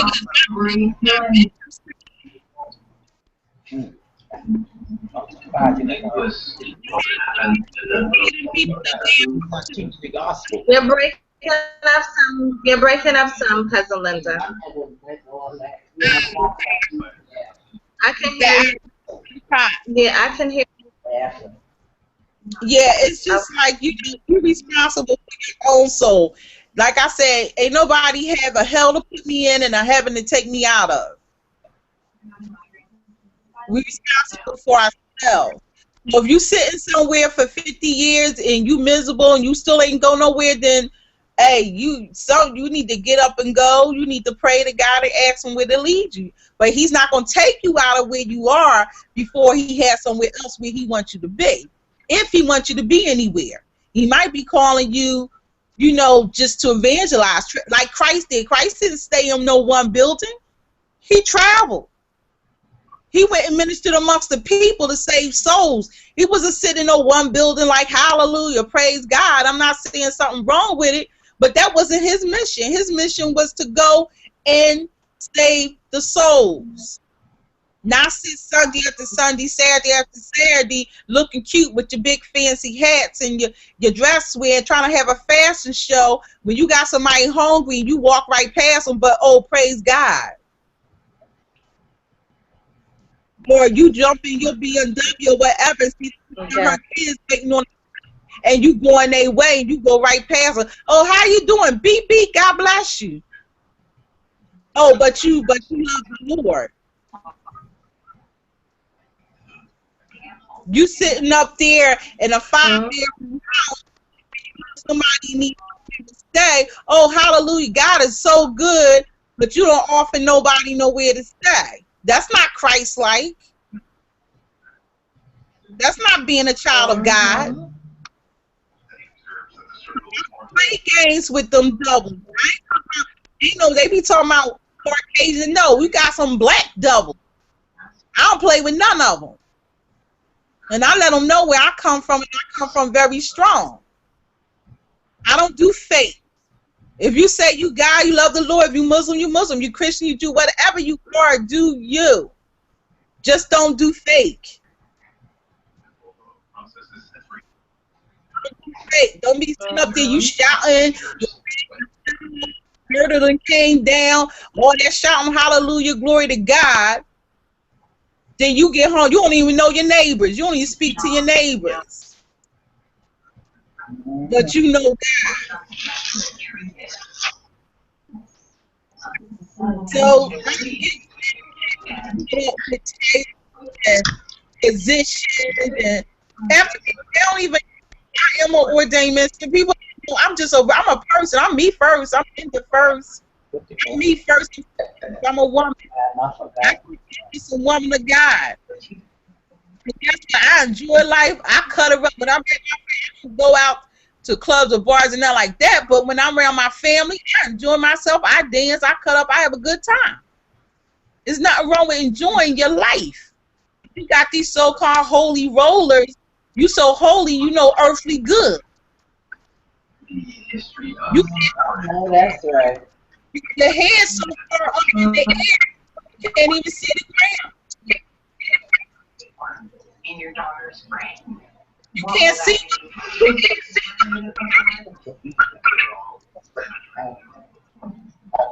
Yes. No, you're absolutely right. That's one of the, you know. Go. It's my sweet calling me.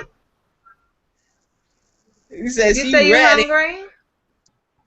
No, I said do your commercial because I'm ready to go. I'm sleep calling me. Okay, well, I mentioned it earlier, cousin Linda, about the event on Sunday. I explained to them who you are, and I told them that you would be here and that you would interject about what's getting ready to occur on Sunday. I also told everybody if they're in Philadelphia or around Philadelphia to come and attend. So go ahead and let them know what's going on. I already told them, but I told them you were going to tell them also. Okay, very quickly, our youth camp for Lindy Management and New Artist Camp, Camp Green. We're doing this fundraiser, and it's going to be excitement, great entertainment. We have recorded artists coming in, performing for our youth, for everyone. It's red carpet, dinner included. It's just a $20 donation. It's going to be at the Rotunda, the Community Center, 4014 Walnut Street, Philadelphia, Pennsylvania. You can get your tickets at Michelle Snow Company, 1501 Cherry Street, second floor. You can get your tickets at the Rotunda, and you can get your tickets online on Eventbrite. You can hold your ticket on Eventbrite. You can put your ticket on hold and pay when you get to the Rotunda, so you don't have to pay the $25 fee at the door, because it is $25 at the door, $20 for the ticket. So it's going to be red carpet, just come and enjoy yourself. It's our Royal Priesthood 3 Artist Reap Award. Come dressed in your royal apparel, your cultural wear, kente cloth. Empress Chi of the National Women March. We're honoring Michelle Snow, career coach. We're honoring Simply Monica is going to be in the house at Heat 100 Radio. Also, we honor Brahim Abdul Hawkins from Every Second Counts with Deli Grind Radio. So we're going to have New York in the house, and ATL in the house. We're going to have Chi-Town in the house. We're going to have Jersey, Philly. Just come out and enjoy yourselves. It's going to be so live, so much fun. Children under 3 is free. Children 12 and under is $10. Adults is free. So come on out. We're going to have Chef Bernard there, the Lemonade Man. Come on out. There's so many vendors, prizes. It's just a lot of fun. If you ain't there, you ain't nowhere. That's all I'm saying. Let me ask, how many people does the place hold? The place holds 200 people. Yeah, 200. So we already about sold out. We have 10 tickets. I'm sorry, baby. I gotta make sure you. Sally. Huh? Wait till the show is over. No, I gotta make sure he can breathe now. I'm a mother. But yes, so yes, again, that is going to be Sunday, November 15th from 6 to 10. Again, that's the Rotunda, 4014 Walnut Street in the city of Philadelphia, Pennsylvania, okay? If you are in, near, or around, come and support the kids. You know what I'm saying? This is about the kids. Again, I mentioned it earlier. It's for a summer camp that they attend in the summertime. It's an artist camp where they go when they can go either for a week or 2 weeks. Parents need breaks. It gives parents affordability to send their children to camp.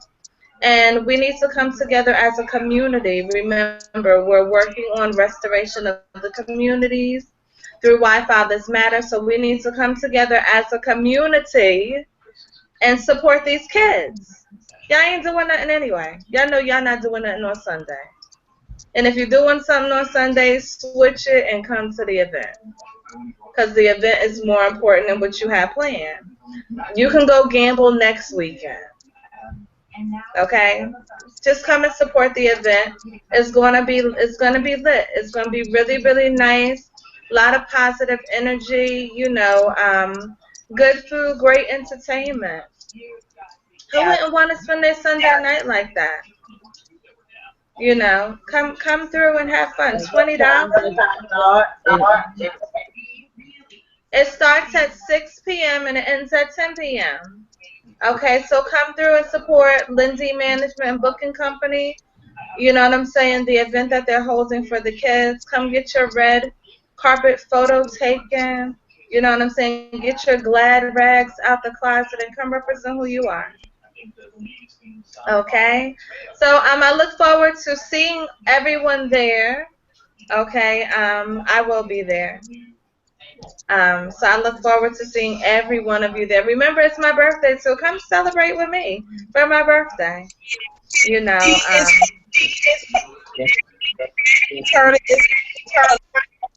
Mitchell Chief.